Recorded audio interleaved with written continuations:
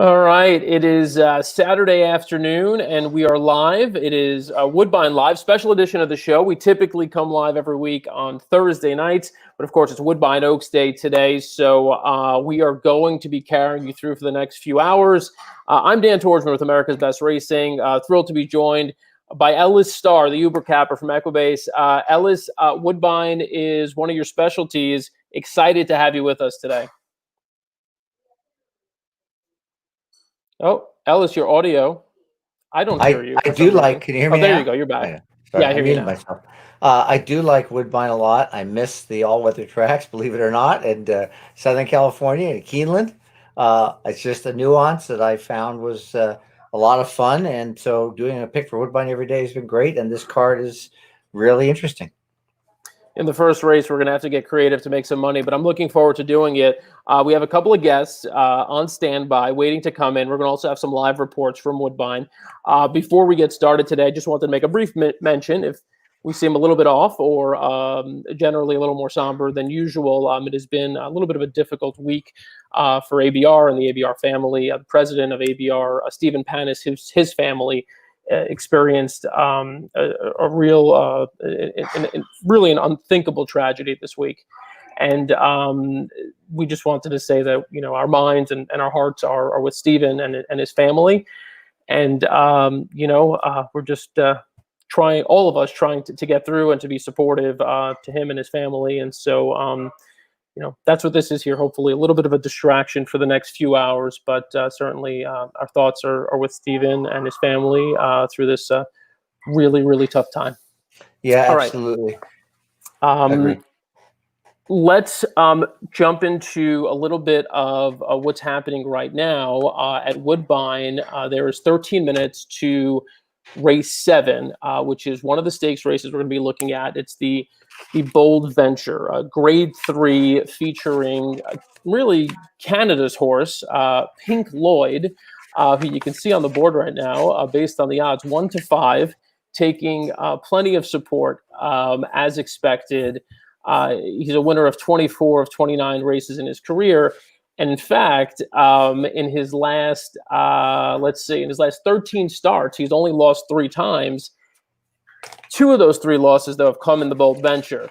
So if you're going to try to beat him, maybe this is the spot. Ellis, quick thoughts on how this race shapes up, and is there any way to beat Pink Lloyd here? Well, the first thing you always try and do is trying to find a chink in the armor for a favorite like Pink Lloyd, and it just so happens this race is his Achilles heel, and I can't explain it. He ran 5th in this race at basically 6-5 in 2018, and last year he ran 4th, albeit he was declared a non-starter because he actually broke the gate open early, and that gave him an advantage. The starter tried to reach for him, so it was a disadvantage. It's weird that it was both an advantage and disadvantage, and those were his Achilles heels. He won the Kennedy Road after that, and he's 2 for 2 this year. But it's interesting about this race, and he's in good form. He does have to carry 128. Everybody else 121. I'm not a big weight guy. At 6 furlongs, not as much. But I think 2 horses have a shot here. White Flag and Malibu Secret. White Flag opened as the 3-1 second choice, currently at 5. Malibu Secret was 10-1. He's currently 15. And I think I'm going to take a shot just playing the 3 together in an exacta box as far as way I'm going to play the race now. And also some doubles and pick 3s. And the pick 4 starts in the next race. So doubles and pick 3s using all 3. I think he's tough to beat, but it's not impossible to see him not winning with the weight he's giving away and the fact that this race has not been kind to him in the last 2 years. Yeah. I'm going to take a little bit of a swing as well with Malibu Secret. That's the one I landed on. And I landed on that one because of what I'm trying to envision being the pace setup for this race. There isn't any sort of need the lead type in this race. There are a couple who have shown pace, roaring 40s, last out going longer, showed early foot, won on the front end, but really hasn't been as fast and hasn't been on the front end sprinting. Malibu Secret, though, on occasion has been able to flash a little bit of early speed, and I think given the draw down inside makes sense. Dundrum in his last start, attempted to show a little bit more early pace and get the jump on Pink Lloyd, was even more effective at keeping him boxed in. It didn't work in the end because Pink Lloyd is just better than Dundrum and was able to get around him. But that being said, I think pace is going to be a sort of a key component here in trying to figure out, can someone get to the front and sneak away?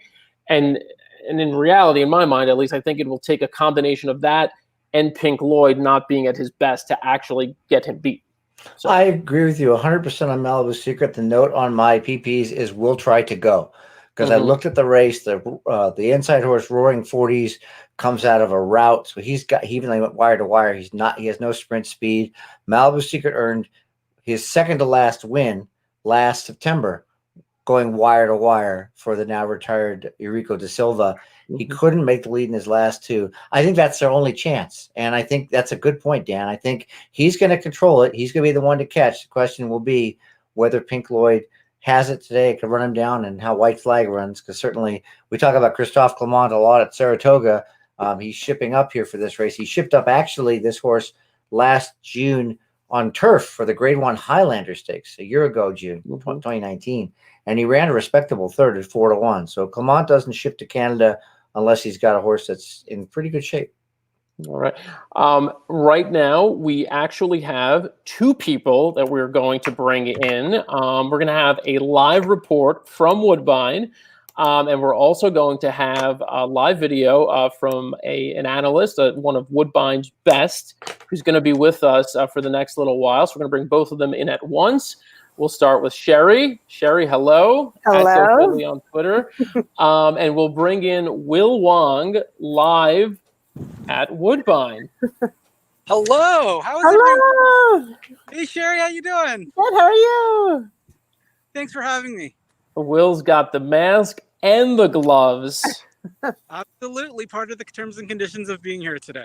Yeah, so tell us about, we know you haven't been at Woodbine since, all of our lives really got turned upside down due to coronavirus. You're back for the first time today. What was it like just getting in there? What was it like feeling that air and smelling that grass behind you? Well, this is my second time back. I came to support Mr. Will about a week ago. But today is actually my first time attending as media this season. So it's super exciting just seeing old friends and just seeing familiar faces. And of course, the horses. If you look behind me, I don't know, like Pink Lloyd's back there behind me.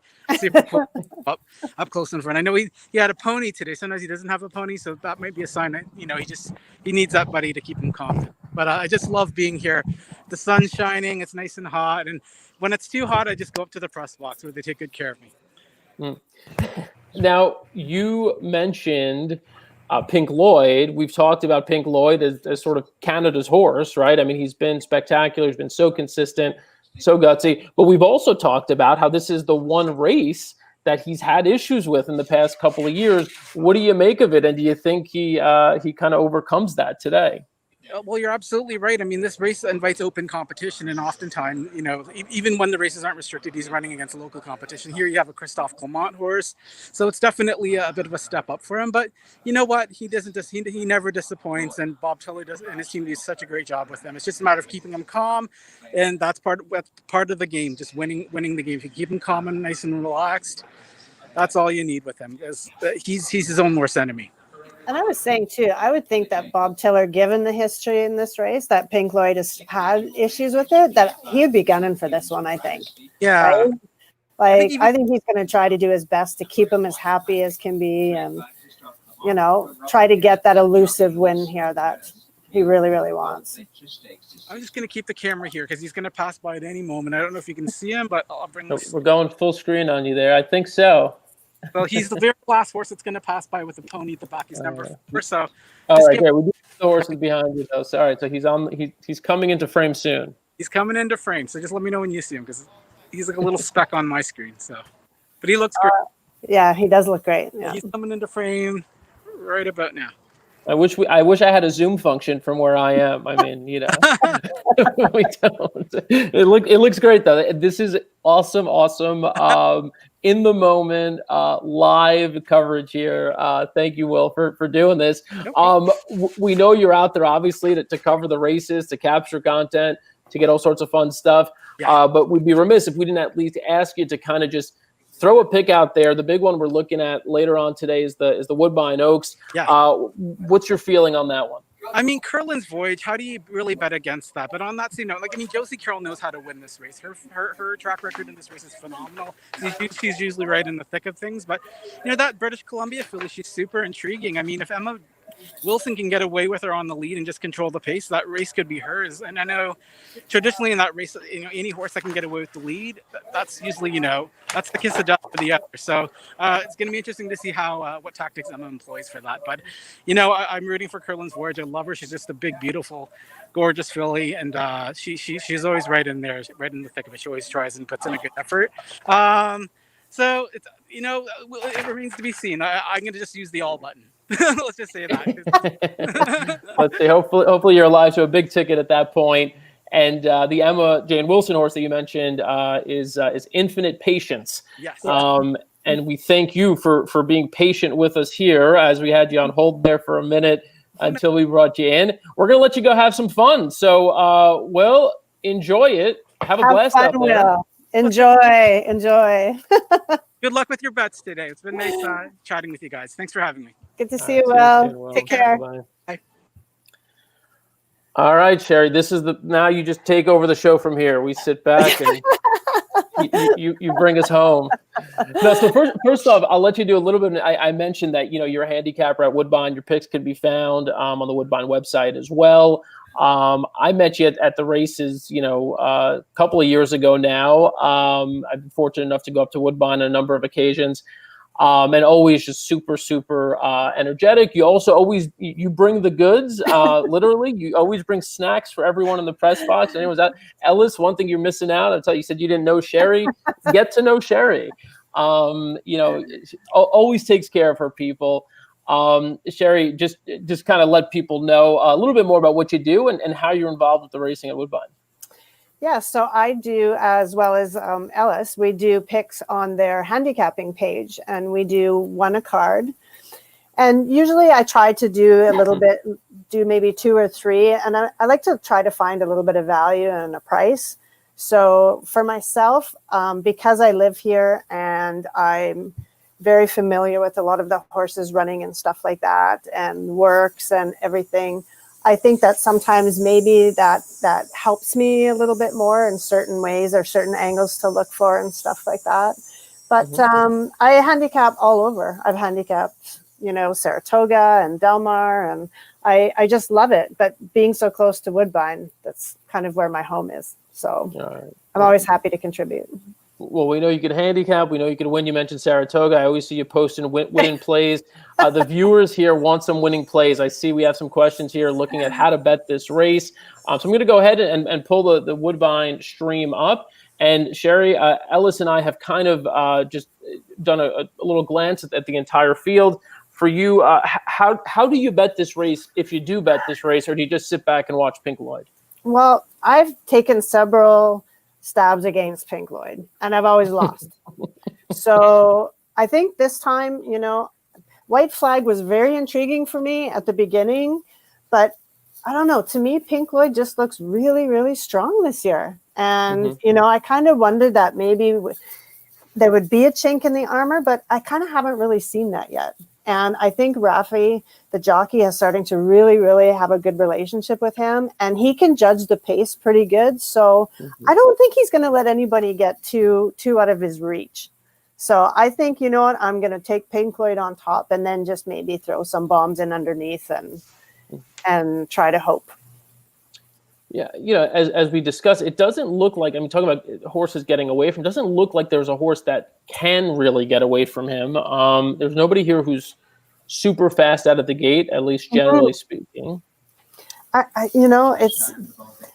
Again, like I've always tried to find that chink with him, and the last race that he had, I thought was really impressive, actually. And there wasn't a lot of pace in that one either, but the jockey knew what he had to do. And, a few times you kind of thought he might get boxed in, but he found a way. And that's what good ones do, right? They find a way. So I do want to mention this horse coming in right now. We haven't talked about it at all. Olympic runner, really a deep closer was left with too much to do last out in the Connaught Cup, but that was a grade 2. It was also over soft ground on the Yeah, it grass. was soft. Yeah. So this is a horse at 8-1 right now. I mean, He's dangerous. He's definitely I think he's dangerous too, and he's got a dangerous rider aboard too, Kimura. He's riding with such confidence. Yeah, Like, yeah. him and Justin Stein have been just doing so well. All right, so we'll put the sound on here so our viewers can watch it with us. Here we go, the Bold Venture. The Bold Venture Stakes. And they're off. And as they break, white flag, Pink Lloyd, Malibu Secret away the best. From Dundrum, up the inside, Roaring 40s, Olympic Runner the center, and Magical Man. Malibu Secret trying to just hold a narrow lead with Pink Lloyd nudging up. As they settle down, they share it by a half to Dundrum. The rail presents to Roaring 40s and caught a little bit wide here, white flag. Olympic Runner sees room behind them near the inside, and last is Magical Man. So it is Malibu Secret. Shows the way in the Bold And Venture. Roaring 40s. Roaring Yeah. 40s slipping I'd be through very now. interested to see if Malibu Secret gets a Dundrum, 46 Lloyd. half here. It could Olympic be Runner quite the interesting. inside, caught behind They them a went bit there, fast white enough. flag the outer. 23 and 1. Magical Man makes ground as they hit the 3/8 and out in front. Malibu Secret pressing for the lead with Roaring 40s. Is Pink Lloyd drifted not back responding? to third last right now. And Olympic Or no, Runner's he's last. just Dundrum's come to third, chasing now. Pink Lloyd called off. there. He is. And is running through the pack on the inside Oh, behind he's both responding. Malibu Secret, who's in front He's with a little Roaring bit stuck 40s. though. Turning, Roaring 40s the inside, headed by Malibu Secret.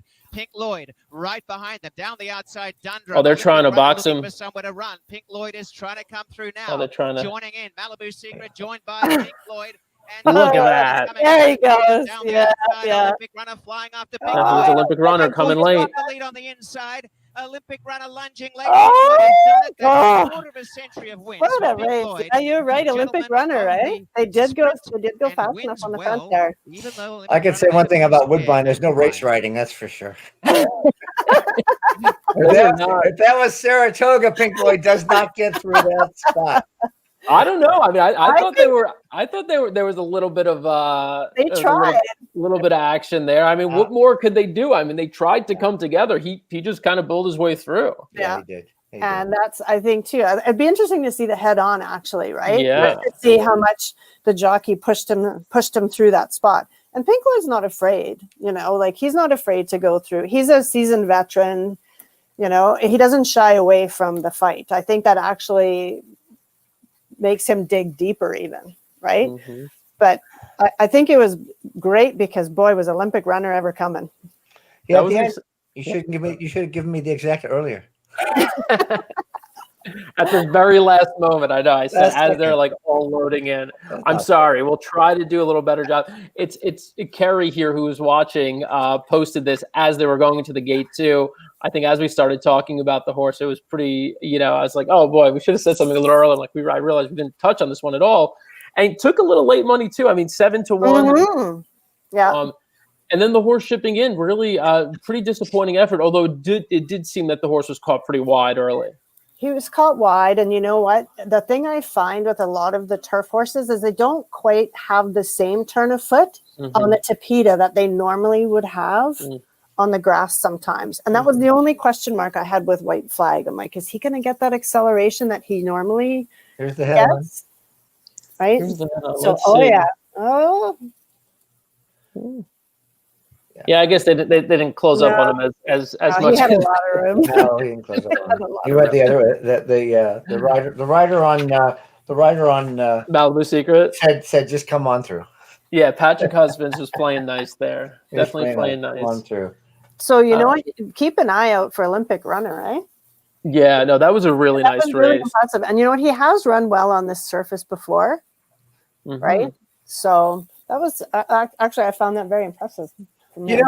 know what I was surprised about that Malibu Secret got the lead, like I think Dan and I thought, but Roaring 40s coming out of a route showed that 23 and 145 Ooh. 3-speed. Where did that come from? I didn't think he was going that fast early. I mean, I thought he could try to. I think Sherry and I talked before we went live. Like you mentioned, Roaring 40s, going to the lead, and I was like, I don't know. He did it going long. I don't know that shortening up, he's going to be able to hang, especially if Malibu Secret goes as fast as he could go. But yeah, he did. Look, that horse is on the improve as well. I mean, making only first start off the layoff there, and had some nice races last year, and had excuses in the races where he didn't run well. So, and the Woodbine Clocker did mention him today in his report. He said, I don't know if he can beat Pink Lloyd, but his last bullet work was pretty impressive. So that kind of made me look at him a little bit twice, and I thought that was a very solid effort from him in here. And he was bet down too to 11-1. From 20-1 morning line. So it was gonna, it was gonna be hard to make money in that race, and we said as much. The good news is coming up, the 8th race is, I think, a fairly. I mean, look, there are a couple of horses who are going to take a good amount of money, but it's also the start of the pick 4. Ellis has some picks that we're going to share with you shortly, and then we're going to, of course, go around the room. Sherry's going to share her plays for the next race as well. Before we do that, though, we've talked a lot about Pink Lloyd, and I have a video that was produced before Pink Lloyd came back to the races this year. This video initially ran on TSN's Racing Night live coverage on Thursday night, which is 6 to 8 p.m. every week. We do Woodbine live at 6 to 8, the same exact time, betting the races, 3 races from Woodbine, 3 from Mohawk. But on TSN, they produced this story. It's a really great story, and you can see the connections there, celebrating with the horse, and just obviously they love this horse, and he's a horse. Unfortunately, the fans can't be there to celebrate this one with them. But I did want to show a video that kind of captures why there's so much of, sort of love and enthusiasm for this horse. So I'll let another second or so of this winner's circle photo play out so you can enjoy that, and then put a video on here momentarily. Yeah, I can attest to that with Bob Tiller. He has done nothing but speak highly of Pink Lloyd. The connection is definitely something, and he shares it a lot on Instagram. And you could hear, you'll hear the enthusiasm and sort of his love for the horse in this video, which I'll play now. And now we'll see if Pink Lloyd is good enough to take what might be an 8th in a row, and there's no doubt that he sure is. And Pink Lloyd has done absolutely everything and more. A perfect season. Because we're having so much fun with him. This horse's biggest secret is he can come from last year, he can win on the lead. He doesn't run every step of the way. He loves chasing horses and go after them. I mean, he's got it all figured out. 1, 2, 3, 4 across the track like that, but Pink Lloyd's got to the lead. Pink Lloyd not wasting time to go out in front. The one start last year, he broke through the gate. The outrider was fantastic. He caught him within an 1/8 of a mile. Chased him and caught him. They put him back in the gate and he won by 6. Pink Lloyd a class above them. Pink Lloyd turns this into a procession. Most nervous, the Kennedy Road last fall. He went it easy. A perfect season. Pink Lloyd does it in style. His first start this year, broke the track record. I thought that was spectacular. Pink Lloyd just keeps on winning. Pink Lloyd, defending champion, does it again. Pink Lloyd trains on the training track. They close that training track at 10:30. We usually go out there about 10:28. At that time, there's very few horses out on the training track because he wants to chase horses. If a horse comes up behind him, he's going to want to take off. So he's very hard on himself by doing that. Not only on his legs, he takes too much out of himself. We don't want to train him that way. So we keep him quietest time as possible for him to go around the track. That's why he goes out at 10:25 every morning. I think everybody likes a sensation. He's a sensation. People should come out and see him. He's the LeBron James of horse racing. I think he knows he's the boss. When he's got to give you that little extra, he'll give it to you. And again, we're going to see another stakes win. Just gets so easy. Pink Lloyd could not have won with more in reserve.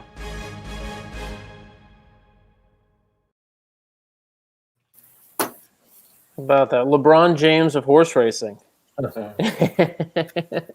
Maybe 'tis the law. We'll give that to 'tis the law for now. But maybe he's I don't know.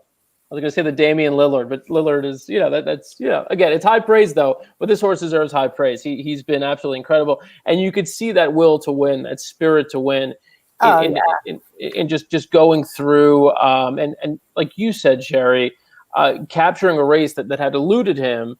And so it's really nice to see for that team. It's a cherry on top to what's already been just a spectacular career. And I really do. I think that he just seems strong this year. you know, and like I said, I try to bet against them because I try to look for the value and whatever, right? So the first race out, I bet against them and then I thought, maybe he's lost a step because he just, those are the things that goes through your process when you're handicapping. And then second out, I just thought, wow, he's back. And it's incredible. It's a testament, actually, for him to just keep performing the way he does. He's just a heart. He's just a competitor and he wants to win. The fact that he's 8 is just so nice. We talk about horses retiring. Of course, he is a gelding, but that's one reason why he's got to be a favorite. I mean, he just comes back every year and runs 5 or 6 races during the season and wins them all practically. And, people gravitate everywhere, not just, of course, in Woodbine, but I think the country is learning about him. The rest of North America is learning about what kind of a tremendous horse he is. I mean, he's an alpha. Like Kelly said, he likes to chase horses. I think he likes to play with his nemesis on the track and just say, "I'm gone." And people last year when they found out he was running, they would come just to watch him because he is a phenom for Canada, And to us, it always is that argument. Well, who has he run against? And he's never traveled to the U.S. And you know what? For us, that doesn't matter. To us, it's like he's our superstar and we're going to embrace it. And it does bring people out. It brings out new fans. People bring out their kids to watch it. And to me, that's a win for horse racing right there. Absolutely. While they're doing the post-race interviews, we can go ahead and pull that down from the screen. I'm going to kick it back to Ellis as we move into this late pick 4 sequence here. Ellis has sent over a ticket. The ticket starts with this 8th race here, the plate trial stakes. So the horses, just to set this up a little bit, this is for 3-year-olds foaled in Canada. The race usually runs in early June. It's, of course, the most important prep race for Canada's biggest horse race, the Queen's Plate, which this year will be run on September 12th, by the way. Note for viewers, we will also be live here on that day, bringing you more coverage of Queen's Plate. And it's a big race. It's a big race historically. And this one sets up, I think, pretty interestingly, there are 2 horses that are going to be taking most of the action. And when we put the board up live, you'll see it. But let me kick it over to Ellis to set it up a little bit and tell us how you see it shaping up. Well, it's a great race. Sherry could probably answer more. I seem to recall that it usually has a bigger field, just like the plate does. But everything's a little different this year, just like our Derby and the Derby preps are changed around. So we have 6. And there are 2 horses that tend to stand out on paper. Clayton, who was really impressive when he stretched out to 2 turns for the first time. He'll probably be the prohibitive favorite. He was 4-5 on the morning line, and he prepped very well on July 18th. And Halo again, who had been running last year, he won the Coronation Futurity in his second start after shipping up from Churchill Downs. He debuted at Churchill Downs. He's trained by Steve Asmussen. He's stabled in Kentucky, and last year he won that race. And then he tried the 3-year-old stakes this year, the LeCompte on dirt, and then back to all weather for the Jeff Ruby. Did not run well, but he gave him 3 months off, and he came back and he won the Queenston Stakes at Woodbine. So he's perfect, 2 for 2 at Woodbine. He's already stretched out, so going from 7 to 9 furlongs is reasonable here. The other contender, the horse I kind of like best, is Elusive Knight, who just ran second to Clayton. They're both making their 3rd starts of the year, where Halo again is making his 2nd. The other 3 horses in the race, I don't give as much a chance to. Dotted Line is the closer, like Olympic Runner that we just saw in the last race, that probably could get a piece. Glorious Tribute enters the race off a 5th place finish, beaten 11 lengths at 40-1. I'm not sure that he's a strong contender. And Northern Thunder also ran 4th, beaten 12 in the Clayton race. But I think between the other 4, Dotted Line, Clayton, Halo, again, Elusive Knight, you've got 4 contenders. I've got to wait to see that. You're good. Welcome back. Little malfunction. No, it looks good. You got a good shot there. And right now Clayton is 1-9, which is lower than Pink Lloyd was.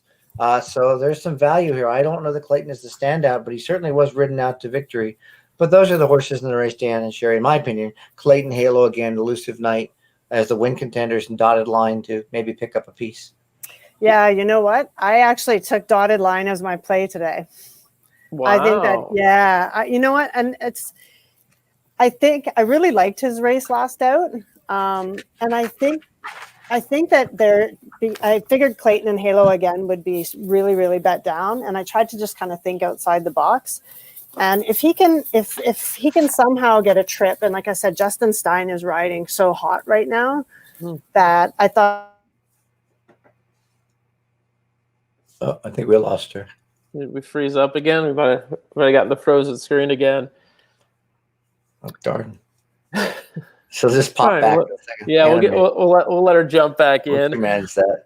It's Um, really interesting to hear her say that dotted line was her pick, because I did use him on one ticket, not the one I sent you. I went back and played one more ticket because it's only a 20-cent pick 3 at Woodbine, using him as well as Clayton Halo again, an elusive night. So it was interesting. And right now the prices are ridiculous. 13-1 on dotted line, 8-1 on Halo again, 9-1 elusive night, as Clayton still remains 1-9.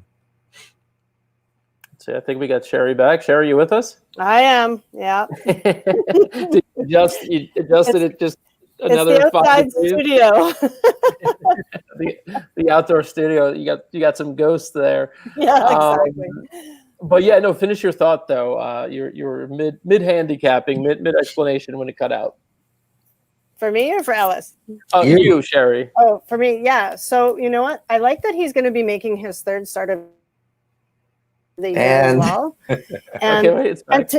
and he's been improving. You know, I like it that I don't think he's reached his full potential yet. So I'm kind of hoping that, you know, there's still going to be room for him to grow. And obviously he's going to have to improve off of. But, you know, for the price, to me, it's just worth a little bit of a risk. 1-9. You know, it just seems to me like it's worth a shot. And Clayton has had some quirks too, so you know, it's worth taking a little bit of a chance, in my opinion.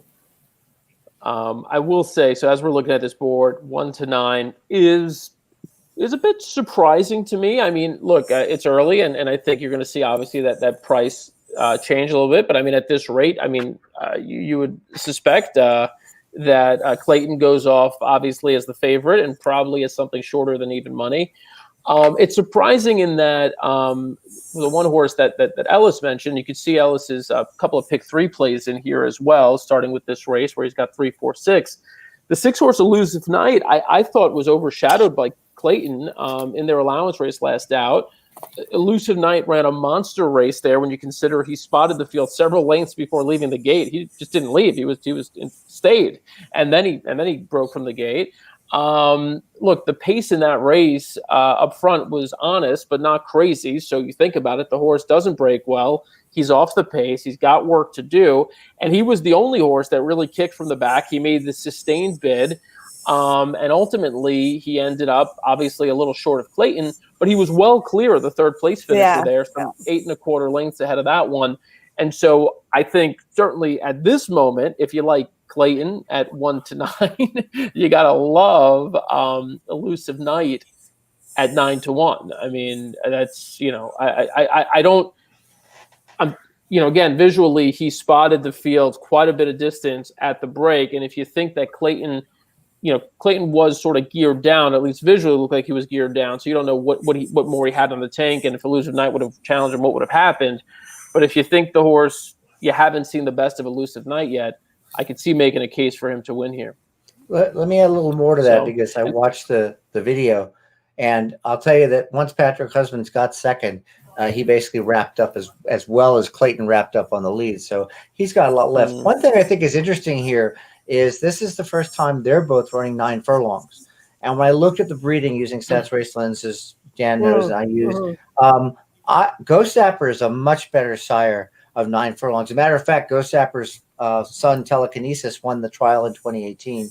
Of course, Ghost Zapper also brought us Holy Helena, Gamble's Ghost, and Lift Up, who all won from 9 to 10 furlongs. And Bodemeister, by Empire Maker, he will end up getting some horses. But if you have to ask me who definitely can get 9 furlongs, Elusive Night. And that might be the difference. He's extra half a furlong between the two horses here. So that's one reason why Elusive Night is very intriguing for me. I did use, as you see in the ticket, 3, 4, 6. When you were away for a second, Sherry, I told Dan that I was pleased to say that you used dotted line. I have an exact. I'm playing a 3, 4, 6 over the 2, just in case he gets second. But I did throw one because it is only a 20-cent pick three. I did throw a 20-cent pick three. And so if you folks are looking at that pick three, you could make it 2, 3, 4, 6 with 5, 7 with 1 for a cheap ticket as well. Yeah, you know what? After listening to you guys, I really do think that Elusive Knight, it can be a real threat in here. I like him kind of more in the plate, I think, going longer, right? Like I kind of think that I'm going to keep him in my memory bank for the Queen's Plate picks. I want to see what happens here first. I think this is a real telltale race of what we can kind of expect going forward. But I do. Ghost Zappers, they have been done very well, like up here. So 100%, I think that's a very solid pick, especially at 9-1, like you said, right? To your point, he's going to love 10 furlongs. He's going to love it, yeah. Yeah, he's going to love it. As we're taking a look at some of the horses here, getting ready to go out onto the track, we have our next guest in the green room, which is an outdoor green room, apparently. We have a lot of outdoor people today. Excited to welcome in Megan Devine. Megan, how are you? Hey, guys. Oh, you're indoors, actually. I am indoors. No, there's a lot of natural light and windows. I'm currently on a farm, so I feel like I'm basically outdoors. a famous farm, or just no? I have relocated back to Kentucky indefinitely. Oh, good for you. I still have my place in California. I'm not really sure what's going on. No, it's just like a really expensive storage unit now. But no, I'm happy to be back in horse country and hanging out with you guys talking about racing in Canada. Well, it's awesome to have you on, Megan. For those who don't know, you've seen, I'm sure you do know, you've seen her work on TVG. Has worked with NBC and NBC Sports as well. Has a full, what do you call it, A to Z production business as well that does everything, horse racing business and beyond. And so Megan is, she's got the media, she's got the marketing, she's got all of it, and she's got handicapping, which is specifically the tool we're going to rely on here. Megan, did you have an opportunity to take a good look at this race, the Plate Trial Stakes, as you were handicapping for today? Yeah, of course. I did. I actually took a look at all the races today at Woodbine. I went through it with the guys that I do the Horse Racing Happy Hour podcast with, which you guys can find on Apple Podcasts and Spotify and all those great things. But as I was in the green room, if you will, the outdoor green room, I was listening to you guys talk about Clayton and Elusive Knight. And I'm sure you spoke about Halo Again as well, who I thought was definitely worthy of including. This seems like one of those Steve Asmussen horses that they gave him a little bit of time, probably were looking for the right spot as well in March where there wasn't as much racing. Everything got shut down. He was really in against some good horses. And I like the fact that he comes back over the 7 furlongs and he won pretty easily. And now he's going to stretch back out again. So as far as value goes, do I think Clayton is going to be tough? Yeah, absolutely. But I wanted to follow it up with somebody that I thought you might be able to get just a little bit of a price on. And for me, and apparently everybody else, that came by way of the 4. So I thought Halo Again was possibly good enough to win it, honestly. But, if you wanted to, you could box those two in an exacta. Yeah, I don't know about you, Ellis. I wasn't expecting to see 9-2 on Halo Again. I thought Clayton and Halo Again would be, and look, there's time for that to change. I mean, they may go off even money and 2-1 or 5-2.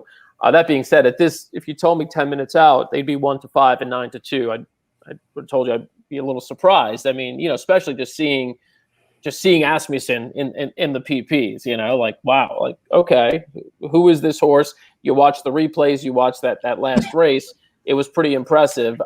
So I don't know. At this moment, at least, I'm, obviously there's some extreme confidence out there in Clayton. Well, not only impressive, but this is the only horse that's won at 9 furlongs so far. Did it last year. Again, he shipped up. I'm pretty sure when Asmussen shipped out of Churchill off the maiden win to win the Coronation Futurity, he was thinking Plate Trial and Queen's Plate for this horse. I can't. You got to see that because it's a restricted event and you've got a horse that's Ontario bred. So certainly that. And I think you're right, Dan. We'll end up seeing that now 4-1. I'm sure we'll end up seeing about 5-2 on Halo Again. Still higher odds it should be. Halo Again actually has a little better echo-based speed figure. He prepped up, he stretched, he came up here for the 7 furlong sprint, the Queenston. It's a great prep. Comment, I was looking at Speightstown, like I was talking about Ghost Sapper. Speightstown was the sire of the Oaks runner-up in 2019, whose name I can't remember, and Cheryl Spite, who just won the Marine this year. So Halo Again's got the chops to do it. That's one reason why I didn't single in those pick 3 tickets that you put up earlier. Yeah, I think that's a great point there, and definitely a horse to include. I mean, especially too, you have to think this. Steve places his horses so well. And last year, who was the horse he had running around the Canadian tracks? It was Tonebroke, right? That who was, I believe, and he won the second leg of the Canadian Triple Crown, if I'm not mistaken. So it seems like this is this year's Tonebroke, and that horse did pretty well in these types of races. So I have to agree with you, Ellis. It's really important to realize that this is a restricted race. This horse is bred in Ontario. He's exactly what they want for pointing towards the big races at Woodbine and elsewhere. We want to encourage anybody who's watching to send in some of your thoughts, your reactions, your picks. Are you playing this race? If so, how you're playing it. Bottom of your screen right now, you see Ellis's pick 4. We flashed the pick 3 a couple of times. We'll put that up once again before the race goes off. Just want to mention briefly a couple of horses we have not talked about yet. The One Glorious Tribute. This horse was beaten by Halo Again 2 back in the Queenston. Ran a decent race there, considering he had to be hustled out of the gate to keep touch with them, and then made this late wide rally to get up for third. Based on that race, you thought he was a horse who might take a step forward in his next start, going a little bit longer, but that didn't happen. Last out did not look good, just didn't fire. It's just hard to get excited about him coming off of that race, going longer now, and several of these have beaten him as well. And the other one to mention is the 5-horse Northern Thunder. Ran some nice races last year, but hasn't taken a step forward visually in either of his races this year. Was well beaten by both Clayton and Elusive Knight last out. So those are the two who are obviously not taking as much action. That you see 43-1, 48-1. Would have a hard time imagining either one of them factoring into at least the top 2 spots. Maybe something crazy happens and they round out a try. If that's the way you're going here, it looks like the way we're going is losing this video for a minute. But it's good. It's good timing. If we're ever going to lose video, we'll put it back up for you in a minute as the race starts. It's good timing because we have another guest waiting in the green room right now that I'm excited to bring in. Anytime we bring in a jockey, a former jockey, and we get that added perspective, I'm always pumped for it. So here's our resident jockey at Woodbine, Corey Fraser. Corey, how are you doing? Resident washed up jockey. Oh, stop it. Actually, I'm streaming right now from one of our off-track locations in Peterborough. And as I was watching that race go off, I gave this owner, a gift. And I was looking at it, and I was like, that's me winning on a horse in the Bold Venture for Bob Tiller. There you on go. A horse named Are You Serious? I was like, oh my God, that's so crazy. That is wild. I mean, does I had to watch the picture, so it was in shot. That's perfect. Perfectly framed. Good set design. Well, Corey's like a big, he's a marketing guy now. He does a little bit of everything. For our viewers, just let them know what you've been doing since you haven't been riding. It's been a few years. You retired. What now? Is it 6, 7 years? Yeah, 2013, 2014. Yeah. And since then, I still get on a lot of horses. I exercise them in the morning, but then in the afternoons, I work with Woodbine Racetrack and work with all our off-track betting locations all over Ontario. So we have like 50 plus locations. And I'm more or less like, the easy way to explain it would be more or less like a beer rep for horse racing with bars and restaurants, except it's horse racing, not beer. So awesome. I do want to hang tight for us one second. I think we've got now for the third time in the third different location, Sherry is attempting to go live with us again. Where are you now? You look like you're in like you're in holding there. You're in detention. Where? Now I'm in my living room because the signal, the Wi-Fi signal has just been really funny. So I had to get Sienna off her Wi-Fi so I could actually. Anyway. Yeah, I'm in bed now, so I'm good. Happy to have you back. And somehow you look even more tan now. So I don't know. Good lighting, yeah. All right, looking good. And we've got, let's see if we can, I don't even know what's going to happen. We try to bring this in. We haven't had this. Look at this. A lot of people on this screen. Wow. So you don't have to look at me anymore, which is good. I'm completely wiped out by the Woodbine stripe. Corey, you mentioned the Bold Venture Stakes and winning a race like that, riding in a race like that today with 5, stakes, big stakes on the Woodbine card. Just describe what that's like for a rider on these big days, kind of waking up in the morning and just the energy going through your body on a day like today. Yeah, you would actually do it. I saw a post actually from Justin Stein today, and he had a pile of silks hanging ready for him today. And he said, I got 11 silks here ready and all big stake races. And it just gives you a big, you wake up a little bit earlier and you're a little more excited in the morning, especially when you have horses like Pink Lloyd waiting for you or something like that. Then you're extra excited to ride that day. Yeah. So your takeaways from the race we watched it a moment ago, that was the one that had eluded Pink Lloyd. It looked for a minute there, at least, that he was going to have to kind of, squeeze his way through. We were talking about the riding. I don't know if you saw the head on, but it did look like Patrick did. He parted the seas for him a little bit there and let him through. I don't know if you saw that, but if you did, would you have done the same thing?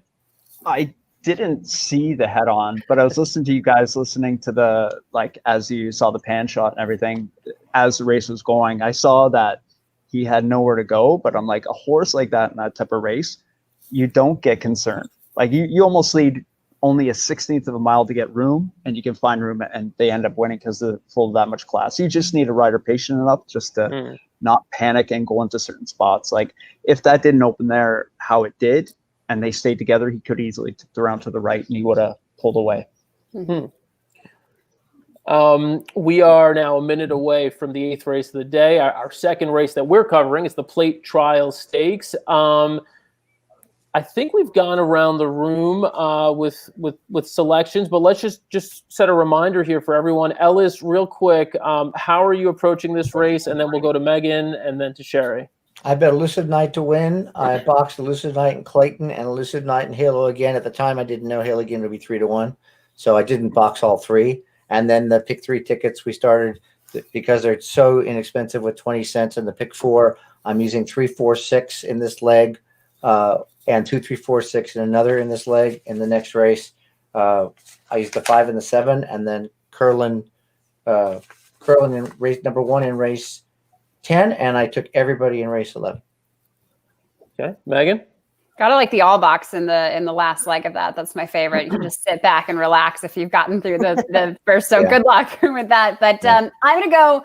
I really do think Halo again is a pretty talented horse. So for the price, as a gambler, you got to take him on top. I did box Clayton and Halo again because I think they are the 2 most talented horses in the field. I respected Elusive Knight, but I'm going to go with the 4 on top, and then also do an exact with the 3 and the 4. All right, Sherry. I actually went with the 2 dotted line in here. I'm trying to beat the top 2, and I'm going to box 2, 3, 4 just to make sure that I cover myself a little bit. You made me take a second look with dotted line, especially with your praise of Justin Stein. Just riding so confident. Yeah, So confident, and the horses are running for him too. It's been really great to watch him. Actually, it's been really great. Corey, is that a real thing? I mean, the jockeys, if they win a race early on the card, I mean, or not even that? I mean, just kind of you have a good week like that, and then somehow something else happens. Yeah. I think it would be similar for most. I think it would affect me that way as well. It's almost like when you're playing hockey in the playoffs and you score a goal early, it kind of helps with the rest of the day, and it just gives you a bit of an edge mentally. All right, here they go. I'm going to try to put the sound up for it, so hang tight. Dotted line with Halo you should hear it now. On the inside, Glorious Tribute, Clayton the center. The back second last is Elusive Knight, and last is Northern Thunder. They settle down at the wire the first time with 4 lengths first to last, and on the inside in front, dotted line with Halo again. 2 lengths to Glorious Tribute and Clayton. They're in pairs, and the pair at the back is Elusive Knight on the outside of Northern Thunder. Dotted line shows the way by about a half a length. Almost 3 parts now. Halo again, and tucked away is Glorious Tribute on the inside, tracks them in third, and ahead to Clayton. A length and a half, Northern Thunder. Pretty slow pace, is Elusive Knight. I think this is every jockey's favorite place to be, where Clayton is right now. By almost a length to Halo again. Clayton getting keen to go forward. And on the inside, Glorious Tribute. Back second last, Elusive Knight. And just behind is Northern Thunder. Sure, you got to be feeling pretty good with dotted line, though. I mean, it's not going all that fast. Dotted line in front. Up on That the 40, outside, 49 Halo second again. half Right is very Clayton, slow. Glorious Tribute on the fence. Back to second last, Elusive Knight and Northern Thunder. There's certainly not much between them as they race towards the 3.5. Out in front, dotted line quickening, and Halo again asked to run now. A length and a half, Clayton called on. Back on the inside, Glorious Tribute starting to tire a little bit there, and then coming on the outside, Elusive Knight with a nice run. They go down to the final quarter, and the race on between Halo again, dotted line, and breathing down their necks. Clayton sidles up to them. Clayton on the outside, ranges up to tackle Halo again, and dotted line. Dotted line on the inside, joined by Clayton. The center, Halo again. They lay it down the trio. Hearing Clayton snapping. on the outside, showing a little bit of supremacy Look at Sherry's screen. Clayton in front. Halo again as a battler and comes back. Oh my Clayton God. trying to put him away. Sherry. Halo again coming back, but Clayton Sherry. in front. Clayton's won the late trial of half a length. What a Halo race. again second, dotted line That was a third. brave run Then right Glorious there. Tribute on the outside, Elusive Knight and What a great race. Both of those man. horses on the inside hung in really Yeah. well. I mean, I don't know, unless Clayton was just was hanging and coming back to them. I don't know, but what did that look like to you, Corey? Was it just? I mean, were they all? Did Clayton kind of hit a wall there for a second, or just needed to refocus? What happened there? Well, they kind of pulled away from the rest of the horses, right? That's what I always look at. They're distancing the rest of the horses. It's like they're all trying really hard. I think part of it was too is that Clayton never ended up switching leads in the stretch. He just stayed on that left lead. So in my opinion, it looked like he got just a little bit tired, which it did look like the two horses on the inside were coming back, but more so, I think Clayton was just tired. He actually switched pretty drastically over to the correct lead as soon as they crossed the wire, and he kind of mentally switched off. But it looked like he was just super powerful, regardless of the fact that he was racing on a tired leg. Yeah, and I don't know if you just saw the head on, but he did kind of veer in pretty dramatically there at the break too, which I didn't notice watching it live. It was an interesting race in terms of Clayton when he went by about the 3/16. Sure looked like he would win by open lengths, but maybe he's not like last time. Maybe as the distances get longer, he's either waiting for horses or he's starting to. He's just not getting the added distance as strongly as you'd expect him on the stretch out. I mean, he still won fairly authoritatively, and the pace was slow, so he did make up a few lengths into a slow pace. No question about that. He totally used a lot of energy in the beginning too, because I had written down on my form he was a little bit rank as he in the first part of the race before they went into the turn. I don't know if that was the fact that he had a little bit of an off start, but he definitely looked like a horse that wasn't as comfortable sitting behind, which surprised me because looking at his form, he's rated most of his races, but it wasn't so smooth. He was pulling the rider the whole time. So he might be tired after that one. Yeah. Well, that was a fun race to watch. I mean, for a small field, I mean, it turned into a pretty interesting race. Granted, I mean, for us, people looking for a little bit of value here, it wasn't exactly the best result, but it was an exciting race to watch. I mean, it definitely was. And like I said, I just couldn't tell if Clayton was getting a little tired late or if he just lost focus and started wandering a bit. It may have been a combination of both, but I think visually you could see that he definitely was. I'm going to include tired as at least one of the factors based on Megan's analysis. He's an interesting fellow, though. Like he obviously does have talent, but yet I think he's still trying to figure a couple things out. Mm-hmm. That's just my perspective with him, right? Yeah. But obviously he's got the raw talent there. So we were talking going the gate about Justin Stein riding so well right now, and in retrospect, it was a brilliant strategy to put dotted line on the lead, and because this horse just got game. I mean, he slowed it up. That half mile of 49.3 was really slow, and then 113, and he had every right to win down to the last few yards. So it was a big effort. It was a good call. Yeah, very gutsy effort. I'm pretty happy with that actually, and I'm happy with it. Corey, if you had your choice of the top three to ride any of those three in the plate, would it be as simple as just saying, "Yep, give me Clayton," or do you see something from one of the other two that you say, "You know what, I wouldn't mind riding that horse actually"? Yeah, I'd keep it at Clayton. I just keep it simple, right? Or more, I'd leave it up to my agent, who is better at like analyzing breeding with things going on. We'd have a discussion about that, but. Yeah, I'd keep it simple with Clayton. Yeah, that makes sense. All right, next race coming up is the 9th at Woodbine. It's the King Edward Stakes, mile on the turf. Some names you may have heard, even if you don't follow the Woodbine circuit. A couple of horses who have been running elsewhere. I think most notably March to the Arch, the 2-horse, comes in. This is a horse who has been all over the place. Has had success at Keeneland, at Churchill, at Gulfstream. He's been in his fair share of graded stakes races. So he's actually won at Woodbine as well. He's 1 for 1 here, and he's definitely the kind of horse who usually sits off the pace and waits for a little bit of pace to develop and needs a little time to run late or to get going. And he should get that here. Obviously, the track would seem to suit his style perfectly. And it's a race with a good amount of pace. Another one of the horses who's shipping in, by the way, is Delaware for Chad Brown, coming in off of second place finish in an allowance in what was just his second start in the U.S. last out. Had previously run really well in France and was a Grade 3 winner over soft, or Group 3 winner, I should say, over soft ground there. So really interesting race coming up. What I'll do for the moment is I'll remove this from the screen so you could actually see us. Unfortunately, you have to see me again now too. Corey, before we were talking over email and text the past few days, I mentioned to you some of your memories from this day in particular. I asked you about riding in the Woodbine Oaks. You said, nothing to ride home about in those in those races in particular. But are there any memories that stand out from this particular day or this particular card or from the Oaks in past years that when you think about it, you say, yeah, I remember that. The Oaks was actually a race I really wanted to ride in more. And again, for some odd reason, it was a race that never really lined up with me. I always felt like I get along with fillies better, and I always enjoyed riding fillies more. And it was just never a race that things lined up well, or just the way we were riding and what way things turned out. I even had to look back, and there was nothing to write home at all that there was nothing in the top 3 over the last 10 years that I wrote. Fair but enough. It was always an exciting race for me. I'd always see there's so many exciting fillies. There was actually a filly that in the barn that I gallop, and now I blank their name. Mike Doyle was training it for Stronach. Mm-hmm. And what was that, 2 years back? And so she was in our barn. Like, it's just some great fillies, right, that have gone through that race, and really exciting horses that have gone onto the plate. I've always found it a really exciting race.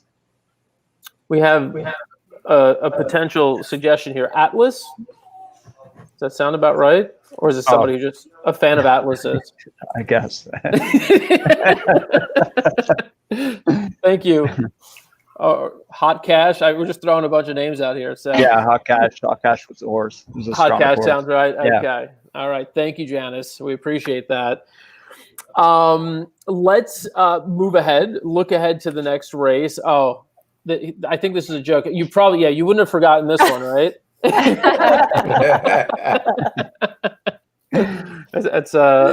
That's from the team at Woodbine having some fun with us.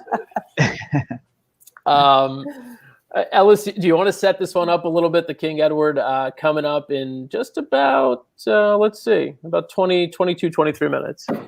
It's a great race. I mean, at first glance, handicappers could look at this race and probably make the case for all 8. There's not a horse in this race that doesn't seem to belong. Even a horse like Dreammaker, who's making his second start after being off for 14 months and coming back last month. And interesting story is I use the Echo-based virtual stable, as people would imagine, when I make notes about horses, and sometimes I forget to write why.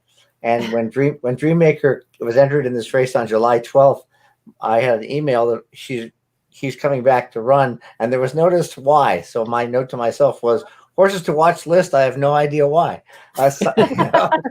Something from last year about the horse. Maybe the Pat Day Mile. I don't know. But I think a case can be made. When you start to look at this field, I'm actually kind of interested right now in looking at the odds, because right now it appears March to the Arch is the 5-2 second choice. Delaware for Chad Brown 9-5. And I don't like either, if you want from a handicapping perspective. But there are some good horses here, just running them down quickly. As I said, Dreammaker second off a layoff. March to the Arch won the Grade 2 Wise Dan June of last year, but only win since in the restricted Sunshine Millions race. Mr. Ritz, a very nice horse, but I think he's a little better on the all-weather than he is on the turf. But he does come off win of the Seagram. Art and Jello shipping up from Indiana off a third place finish in the stake.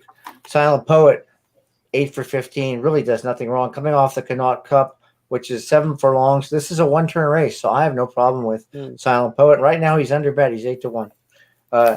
Escaminzin, who comes off a nice win, 2 wins in a row actually on the comeback so far this year. Admiralty Pier, who got beat a half a length after really taking the heat in the Connaught Cup, running on the lead in 23 and 45. Lost I know the lead. you love Admiralty Pier, by the way. I remember you celebrating at the NHC when Admiralty Pier won that day, right at Tampa. You were all over that horse, weren't you? I seem to recall I liked him. Yeah, that was that crazy race, wasn't that one that took forever with the exactly the Inquiry? Yeah. A lot of people were very good on that horse. 19-1 or something. And then Delaware, who won a Group 3, the Shadwell Prix, looks like Daphne, last August at Deauville, then probably bled, so came to the U.S. First U.S. start did not run on Lasix in June. Second time out did and ran second in a classified allowance to front run the Fed.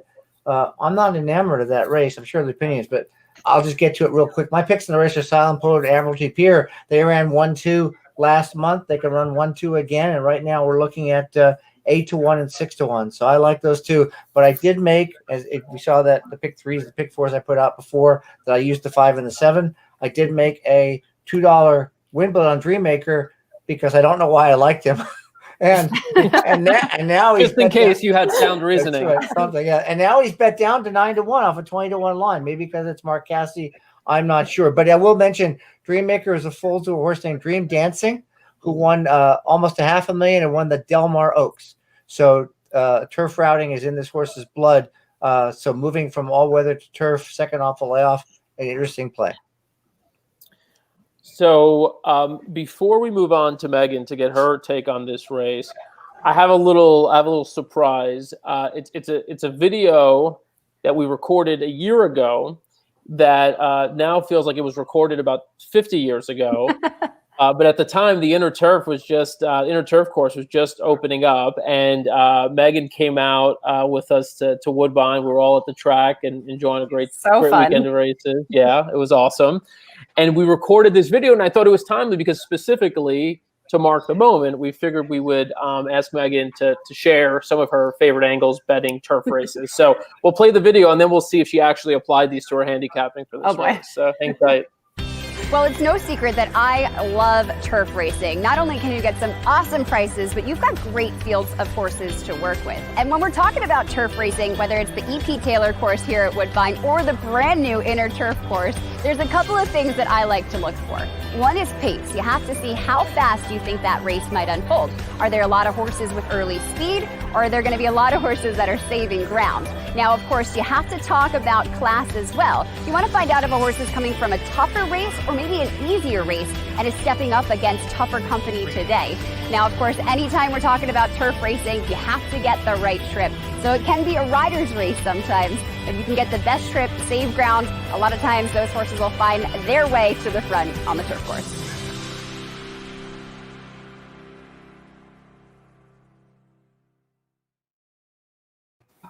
All right. Do you remember that one? Seems like a lifetime ago. You're right. No, it was so fun. You know, that was my first trip to Woodbine, and I really enjoyed it.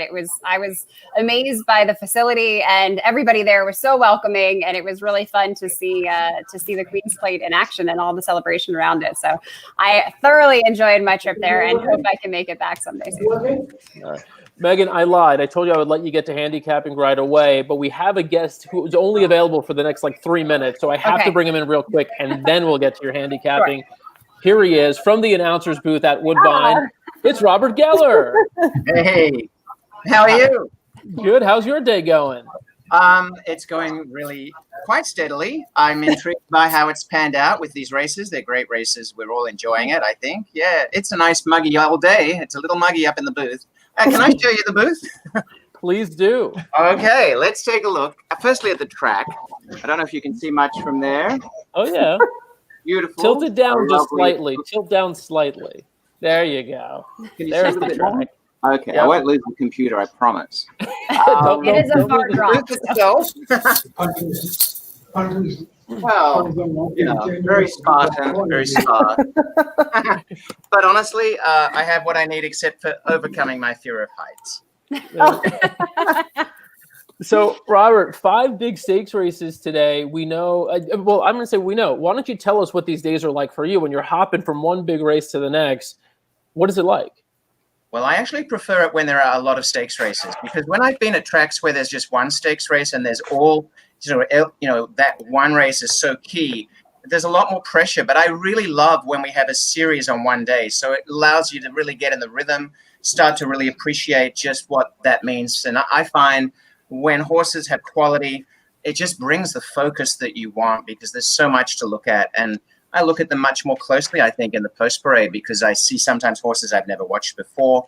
And I think pace is obviously a big factor in races, and I'm very intrigued just at how some of these shippers move and the manner in which, they handle some of the pace pressure. But honestly, as far as the pressure for myself, I've learned to really enjoy these types of days now.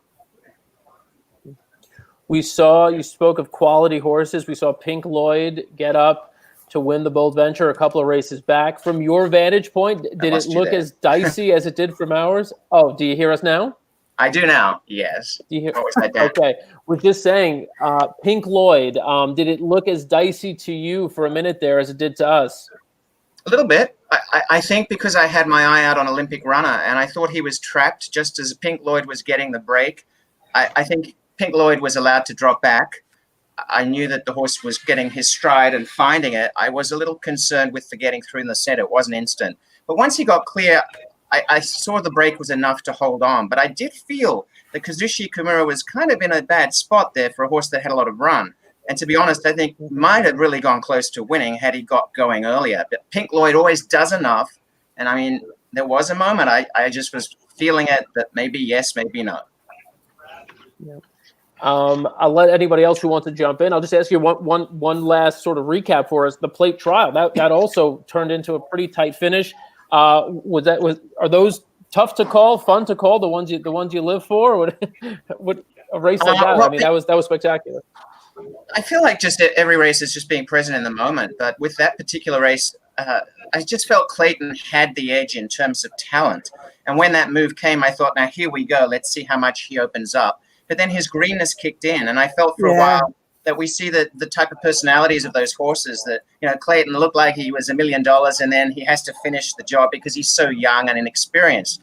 But Halo, again, is a real trier, and he's always just edged out wins very much by guts. So I was very impressed that he even came back.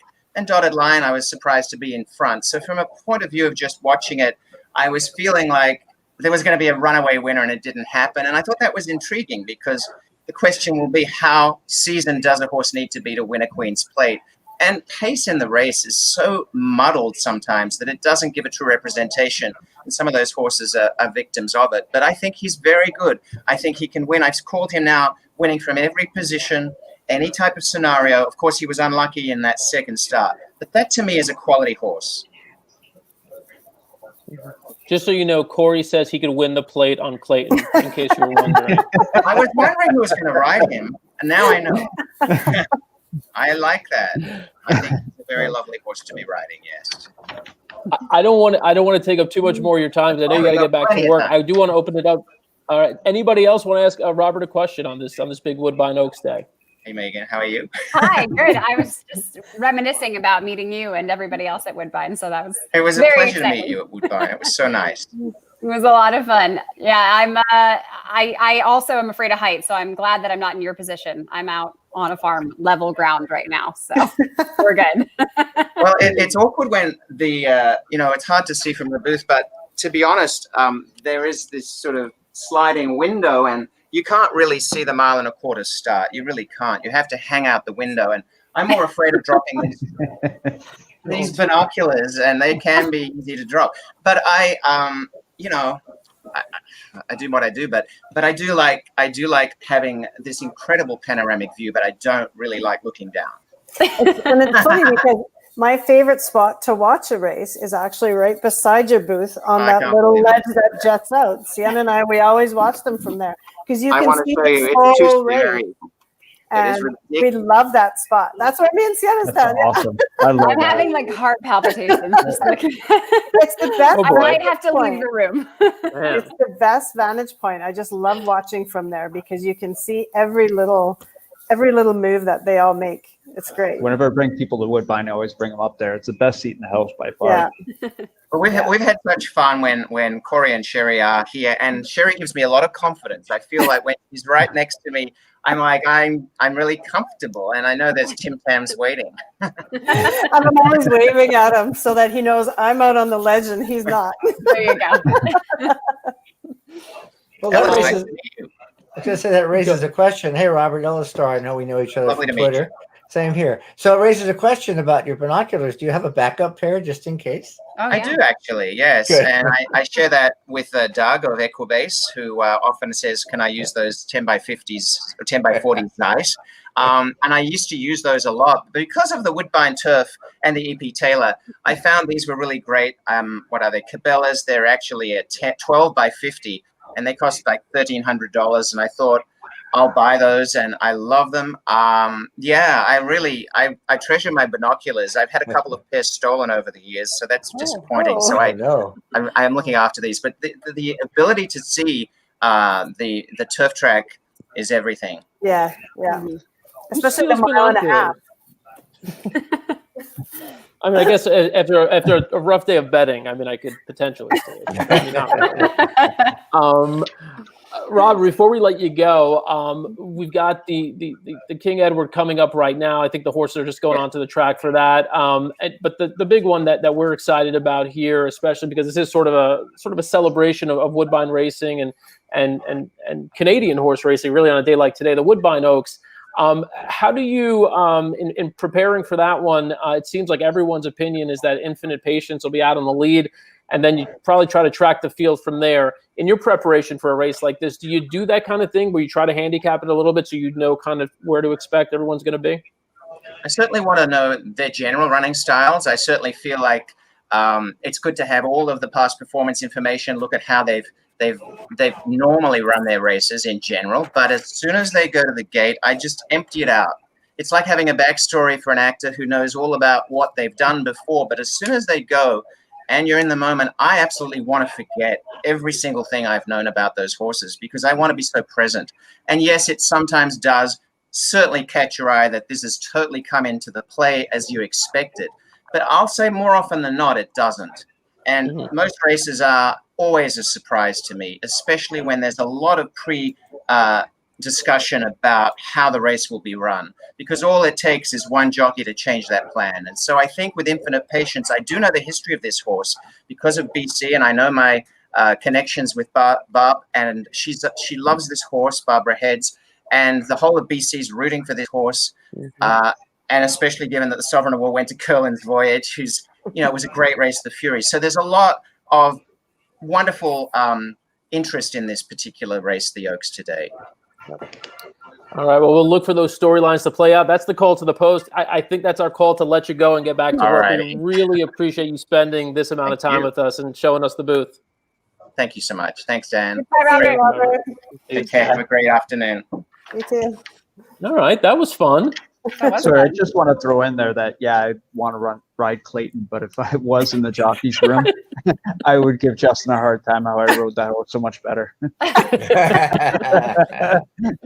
And as you should. And I'd be making a phone call to my agent in front of him saying to go to the barn the next day. Yeah. Megan, in the video that we watched, that we shot 40 years ago, I noticed the first thing you said was what you look for is how the pace is going to shape up. Now, I know Ellis likes the 5 Silent Poet. He also likes the 7 Admiralty Pier. They finished 1-2 last out in the Connaught Cup. They both got speed. There's also another horse in here named Mr. Ritz who has speed. What did you make of all that? And do you think the speed's going to hold up today? Yeah, I mean it's always funny watching those videos back, and also like listening back to yourself and remembering some of your fundamental handicapping rules, because it does fluctuate depending on what kind of racing you're covering or whatever. Maybe you have more of an angle that you've been relying on recently and not something else. But this is a really important race for pace, because my favorite horses in here are the 5, 3, and 7, which are all, and the first horses I looked at rather, which are all speed horses. And that is a concern to me. We're going a flat mile, so pace is absolutely important here. I usually look at pace a lot more, I think a lot of people do, in route races as compared to sprint races. And so I think Silent Poet is the most talented in the field. Last time was a much, I think, a shorter field and possibly a softer field than the horses we're seeing here, especially with the Chad Brown horse shipping in.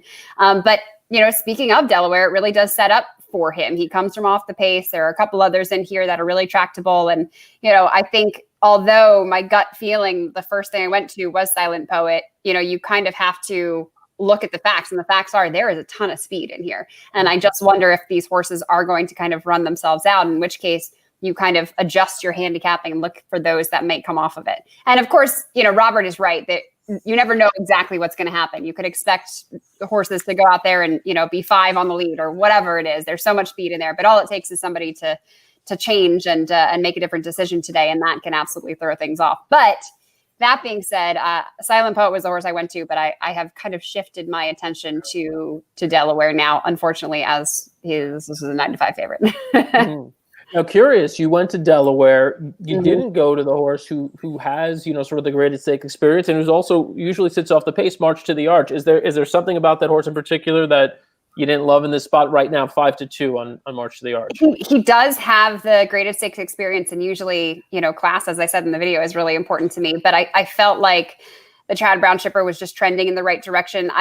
I know this horse was in 2 very, very tough races. The Wise Dan grade 2, but that was a number of very good ones, and that was a blanket finish at the end too. And then Santa Anita shipping out to the West Coast can be tough, especially in a grade 1 race like the Shoemaker Mile. I personally didn't think that race was a grade 1 quality. I thought it was maybe a little bit lesser than that. But to me, he's just been kind of spotty in some spots. I thought that the listed stakes race at Gulfstream and then the grade 3 at Tampa were maybe just a little bit below what some of these other horses are capable of.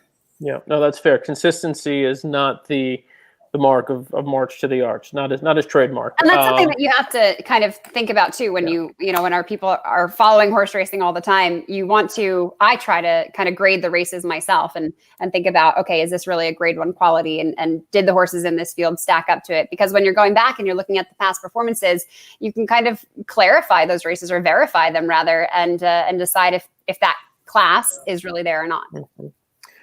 Sherry, one of the horses taking a step up in class, but you've definitely gotten a good look at, because he's run almost entirely at Woodbine, is Escaminzin. It seems to be headed in the right direction. Seems to also be pretty handy, could take back off the pace.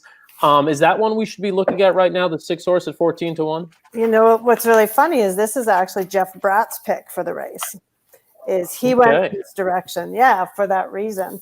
And I think, it's going to be a test. It's going to be a real test of if he's in with this caliber, right? So what do you think? You don't get out of it just by saying Jeff Bratt likes it. I would love to see him win. I would love to see him win. I didn't. Yeah. I actually went to March to the Arch, and that's because he ran so well here in his only try that I think that sometimes horses. I think he's going to like the 1 turn. So, and I don't know, he's a little bit of a mental favorite of mine. I love Silent Poet. I've always bet Silent Poet at 9-5. I was not going to bet Silent Poet. I'd love to see him win. And now that I'm looking at his price, he's worth that 5-1. I would definitely use him at 5-1 for sure. And I didn't take the Chad Brown horse at all. So he could easily, I thought we would get more than 5-2 on March to the Arch. I was actually kind of hoping more for the 4-1, 5-1 when I originally looked at the race. Yeah, I mean, look, Escaminzin is one that also the reason I brought him up in particular is because we've been doing this show on Thursday nights, Woodbine Live, and he's one that won last week on Woodbine Live as we were doing the show, and he did everything right. He took that natural step forward, as you touched on. will he have enough to kind of step up into this kind of company? Corey, interested in hearing your thoughts. You've got proven speed here. You've got Silent Poet. You've got Admiralty Pier. You've got Mr. Ritz. This turf course. You know the mile. You know what that last eighth of a mile is like on this turf course. I mean, are those horses in trouble? And if you're backing one of those horses, should you be worried? When it comes to speed horses, and I think the turf is we haven't had a lot of rain lately. Yeah. So when it's like that, I tend to feel that speed horses kind of hang on a little bit better. The pace seems a bit stronger and they hang on. It's almost like it's concrete. They don't falter that much. That's like I've been looking at Silent Poet the whole time, but I also cheated a little bit and looked to see what Dark Horse liked, and I like Silent Poet as well. So appreciate you getting you guys, into Dark you guys Horse. know way too much, and the details you're going into, I'm just like, okay, sure. But what does Dark Horse say? All right, I'll go with that. And then number 8, I think I just saw Chad Brown. I'm like, okay, that's good enough for me. Yeah, Corey, we sent him all the mentions. We said you have to mention Dark Horse at least once. The other that in there. nice. Very Effortlessly, effortlessly, Corey. I'm good at the ad reads. Nicely done. One thing that gets a mention every week here, and Bruce knew it, so he just dropped it. White Claw time. We couldn't sneak that past Bruce. He knew the White Claw was coming. Janice is back in the mix and says Silent Poet can't be beat. So that's her boyfriend is in my barn, and we were joking about it today to chirp away and say Silent, like how you always see the bettors in the locations. They're always like, this horse can't be beat. So we were joking about that this morning. Taking a look at the board right now, Megan's horse, the 8, Delaware, taking a lot of action, steady and almost down to even money right now, 6-5 on Delaware, making the third career start in the U.S. for Chad Brown, second time LASIK, second time blinkers, and as we mentioned, with some proven class and form at this distance as well over in France. So, and again, with the expectation that the pace will be hot and it will set up for Delaware. I'm just trying to see if there's anything we didn't mention. I know we've covered just about all of them. Argentello, we talked about briefly, lost by a length and a half in a $75,000 stakes last out at Indiana, where he was on the lead, not where he's going to want to be here. Previously missed in non-3 level. Connor Murphy, though, trainer, has won this race before. So if you're looking for connections who can win in a spot like this and at a price, 30-1 is intriguing. And let's see, we did our fair bit of Escaminzin. Taylor Ellis is still trying to figure out how he landed on Dreammaker. I want to know what your percentage is with those. I don't know why I picked this horse hunch place that you have. Like, can you keep track of that so we can have be that? low, but I don't know. It could be high. It's got to be low. But again, you got Castley. I mean, you got Mark Cassidy, John Oxley. The horse was well thought of. 5th in the Hopeful as a 2-year-old. 3rd in the Pat Day Mile as a 3-year-old, and then off for a while. So maybe this was the plan all along. And like I said, the breeding is phenomenal. I will talk about the speed real quick. We're talking about that.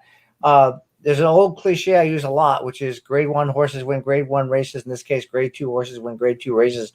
I'm not concerned about there being 3 speed horses in a race. Horses with early speed aren't the kind that crack when they get into a duel when they're this good. When they're this good, they keep on going. So however the pace shakes out, all these horses, I think, can come from just off the pace. Silent Poet won from 4th when he won the Play the King. Mr. Ritz, again, I'm curious to see if Mr. Ritz runs as well on the grass. I don't think he's good on the grass. Admiralty Pier come from off the pace in a couple of his starts. So we'll see how it plays out. Maybe the one is going to go to the front too. Maybe he's going to show some pace, right? Take advantage of your post. Right? Maybe he's that going and the sharp work coming in too. I mean, you have to look at that and think that might have been part of their plan, especially for a horse that did a lot better last time showing speed. Yeah, exactly. So maybe that's, maybe he's going to set it up for a stablemate. I don't know. Viewers are betting. They're not just watching, they're betting. We've got a $100 win bet on the 7 here. So some confidence there in Admiralty Pier. Obviously not worried of a pace meltdown there. A couple of viewers like the 8.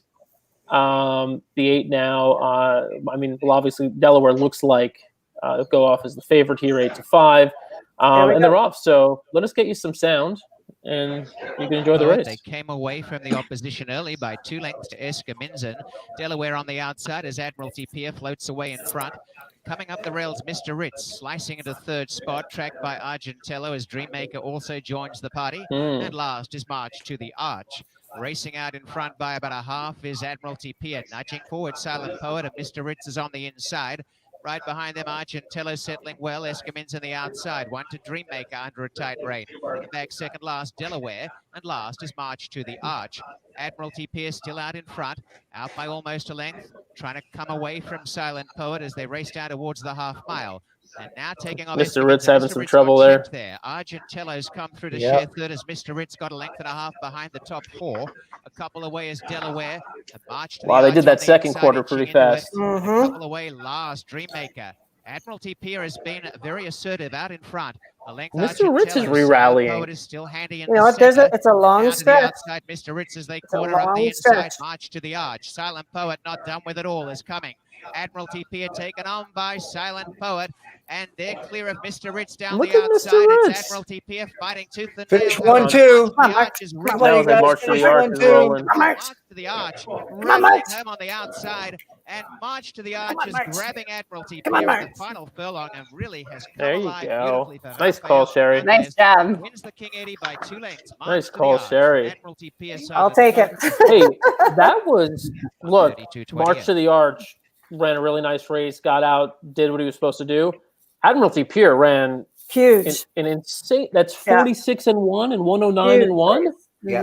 Yeah. Wow. And you know, I feel for him because he did all the work. Yeah, he did all the work, and that's the second time. I feel for this person too. Yeah, $100 to win on 7. That is rough. He did all the work there and fought bravely to hang on for second. It's exactly the same thing that happened with him and Silent Poet last time. So he's a hard fighting horse. I give him a lot of credit. I did get one thing right. Delaware didn't run very well at all. What happened to Delaware? What happened? Any Arch excuses that we saw? Or? No. Again, good horses can do this. They can go fast. And I thought I was home free 1-2 all the way down the stretches. They opened up again the 7 and the 5 on all my tries and exactas. And Sherry, a good call on the horse. He ran back to his wise den. Long time between drinks of water. And you know, sometimes they do. They just like that 1-turn mile. And I think with him, like I remember him winning here before, and it was very visually impressive. And sometimes that's just, you know, they have a course that they end up liking. And I was hoping that was the case. And he ran great here. So really happy with that. And take note, Silent Poet still ran well too. He's a huge horse. Yeah, ran huge. He's a very, very hard trier, and I don't think he hardly ever finishes out of the money. Like, so. The head on to see a little bit more here. I don't know. Can we see where the 8 is? Oh, he's in behind. You know, look, March. I mean, I don't know if they'll take a look at it. I mean, March does need to create a little bit of room. Moves out a little bit on Mr. Ritz. I don't think it was significant or anything like that. I think look at it, but clear of him though. Yeah, yeah. We're just trying to scare you, Sherry. That's you know, that would probably happen. I'm going to wait till it goes official. Now you got me worried. During the race, I made a note of Mr. Ritz. It's interesting because we talked about him being part of the speed and wondered if he could run as well on turf. And he didn't break sharp. And then Patrick Husband saw he was only going to be third, and he took a hold of him. And Mr. Ritz really didn't like that. And I think they kind of cut in. Corey commented that he took back a little bit, maybe checked. But in any event, he just wasn't comfortable at all on the inside, not having the lead. Yeah. I think there were a couple of trips coming out of this race. You could go back and watch, and you could probably, going into their next race, be excited about betting back some of these horses. Eskaminsen is not one of those horses. I would expect to see Eskaminsen at the non-3 level next out. See, that was my worry with him, right? Like that's a pretty big jump, and I mean, why not? Why not give him a try? Right? Yeah, no, for sure. And he's looked good of late. So a lot of confidence, and you have to try, right, and just see where your horse is at. So I give them credit for doing that. For sure. Before we move on, we know that Megan will have to leave us momentarily. So I do, as we're looking ahead now to the Woodbine Oaks, which is the feature of the day, wanted to get your take, Megan, on how the Oaks might unfold and who you liked in the race. For sure. I've been looking forward to this race all day, so I am going to watch it for sure before I head out to the rest of my plans today. But we have a saying on the Horse Racing Happy Hour, the podcast that I do on Thursdays. We say, class gon' class. And I think this is the perfect example of that, because Curlin's Voyage seems to be one of the classiest horses in the field. And of course, you have to look at the 7 as well, coming out of that grade 3 race. But I focused on Curlin's Voyage first. I love third start off the layoff. I think this horse is just moving in the right direction. She's obviously been very successful in 2019, and she's done fine this year too, out of 2 races, just finishing in first and second.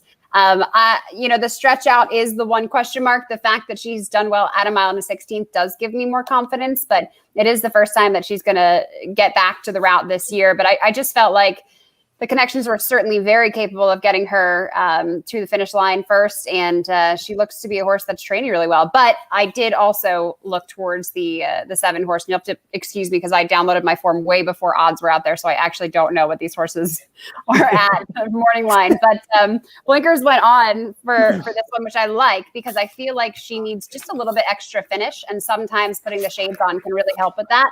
Plus, most of her races have been at a route of ground. Same thing. She's going third start off the layoff and getting back to much easier company. Plus that 6 furlong work coming into this spot, I thought really gave her probably the bottom that she needs. So when you're talking about a horse lasting over the distance and, just getting that extra finish that we want to see, the fact that she comes in with the stamina building drill and also those blinkers on, in my opinion, seems like she's going to be a good one out there.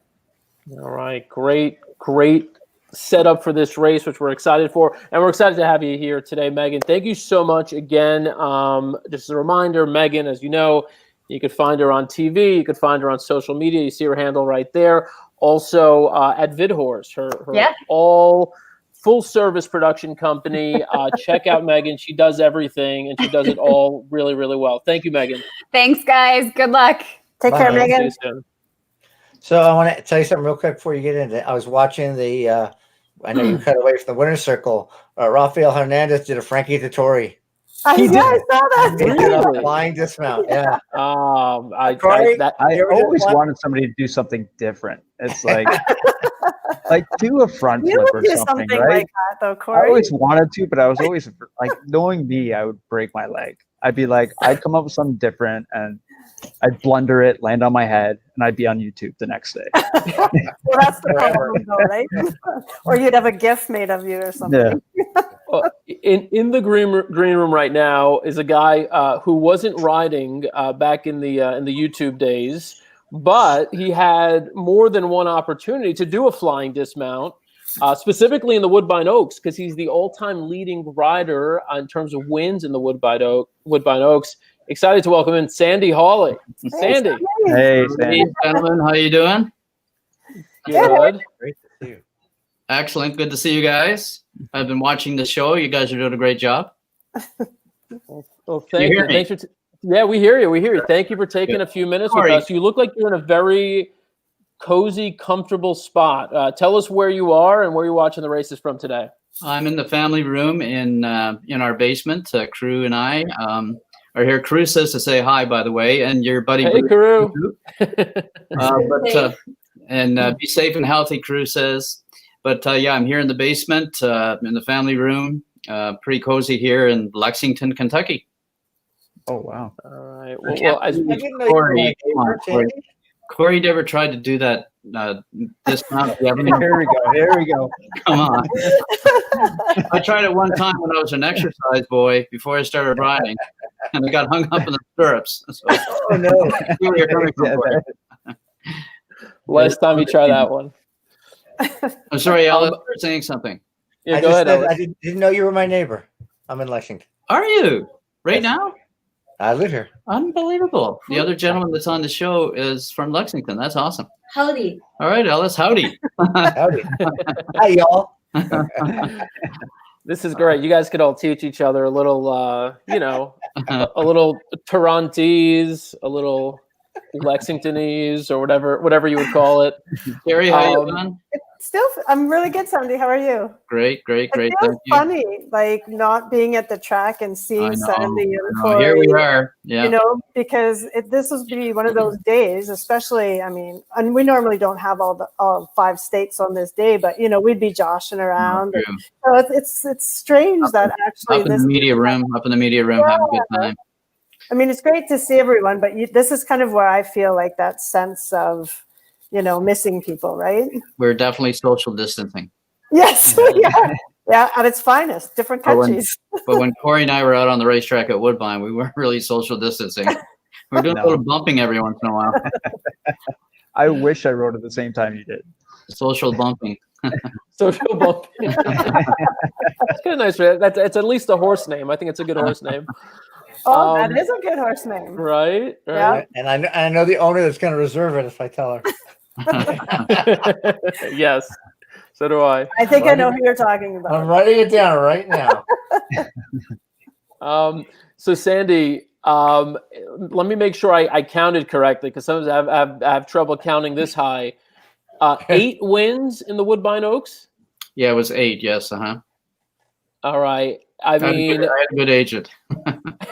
Right. So your first one was in 1970 with South Ocean. Corey wasn't born yet. Black and white back then, yeah. Your most your 8th and final one was in 1990 with Tiffany's Secret. So again, over 20 years, you won 8 editions of the Woodbine Oaks. You know, we just want a little bit of storytelling, and we know that that's right in your wheelhouse. So just which one stands out? And you know, just tell us a story about, you know, something that most people may have never heard before. Well, anytime you can ride in the plate or the Oaks, as Corey knows, it's an honor. It's a pleasure. It's very exciting, whether you're on a long shot or a favorite, because long shots do come in as well. But I remember my agent telling me that I think we won 5 in a row one time, and none of them were favorites. They're like second favorites or third favorites. And the one time that we rode a favorite, she got beat. But anyways, Sandy telling the story. Sandy telling the story. I wasn't on the favorite, but I was on the second and third favorite. You left that detail out. Yeah. Like he had it so hard done by. I remember riding in Chicago against Pat Day, and of course Pat Day rode all the favorites. So my agent said, "I'm just going to try and get this cards, like his second favorites." And they're pretty good horses too. But I have to say, you know, Square Angel, she was a nice filly trained by Frank Merrill, who I absolutely loved. He was a fantastic trainer, and she actually still holds the track record for the mile and an eighth. So she was pretty special. There was another one called Trudy Tudor, and all 8 were special. Don't get me wrong, but Trudy Tudor was a filly that was a sprinter, and they didn't think she'd be able to go a mile and an eighth. Trained by John Moorhand. So John Moorhand took her to his farm and trained her at the farm, going up and down the hills. So he said to me, he said, "She's legged up. She's ready to go," and she went wire to wire. Wow, that's so cool. I'd have to say maybe the best filly that I rode in the Oaks was Laurie's Dancer. And she ended up, she won the Delaware Oaks. She won the Alabama. And that was after she won the Canadian Oaks. It was called the Canadian Oaks back then. But she was amazing. She ended up being Horse of the Year in Canada. And that's the year that Kennedy Road won the Queen's Plate as well. And trained by trained by Jim Bentley, owned by Art Stollery.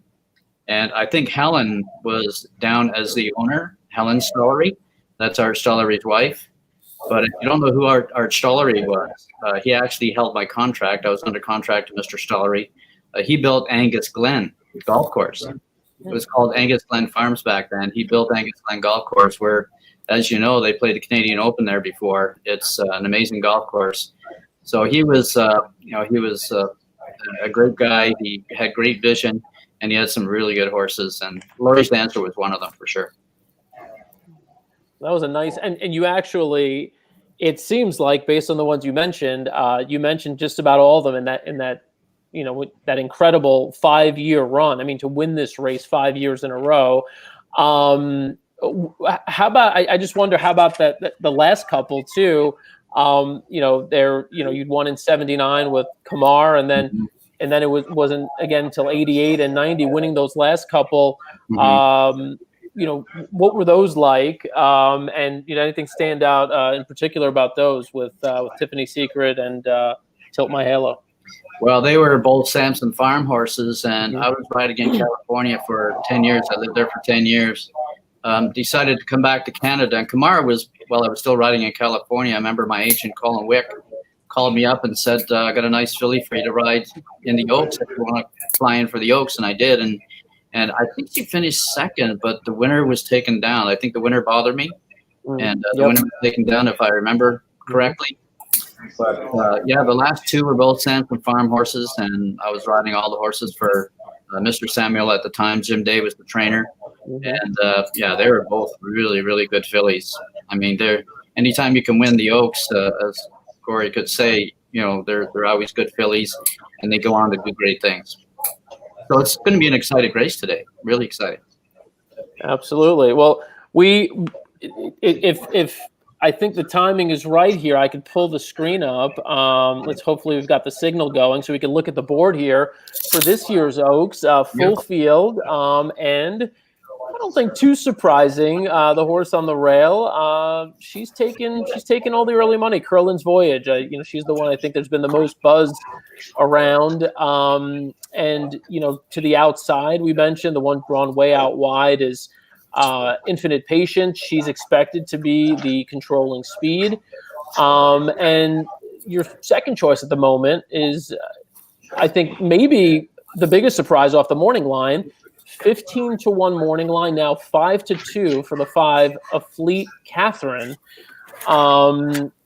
Let's see, who do we kick it off with? Ellis, do you want to kind of give us some of your thoughts on how this race shapes up? Well, I'm surprised Curlin's Voyage is bet down to even money. I expected maybe 9-5, 2-1 off of the Win and the Fury. I love the 7-9 furlong stretch out. It's a very nice prep. The age-old pattern of 2 sprints into a route. The rail certainly can't hurt. And of course, Curlin, I was wrong a little bit, of course, the horse in the other 9 furlong race about breeding, but Curlin, I think of all the sires in this race, is the horse most likely to produce a 9 furlong winner. He gave us Dixie Moon in 2018 in the Oaks. Doesn't need the lead. As you commented correctly, Infinite Patience, certainly a lot of speed. I know there's a lot of fans of hers, and she didn't run badly when beaten by Curlin's Voyage in the Fury. She's got one less race off the layoff than Curlin's Voyage does, so maybe not entirely ready to go 9 furlongs. I'm a little surprised that the 8 Lasting Union was 5-2 on the morning line, and now even more surprised that Lasting Union is 9-1, coming off a 12-length win, 2 for 2 around 2 turns from Mike Matz at Union Rags. Matz is not known for getting all-weather runners, even though he's a tremendous trainer. His record on all-weather is 6 for 107, and I found it very interesting that this horse had been training at Fair Hills, but on the dirt, not on the all-weather. So I'm not sure. Maybe they're just taking a chance.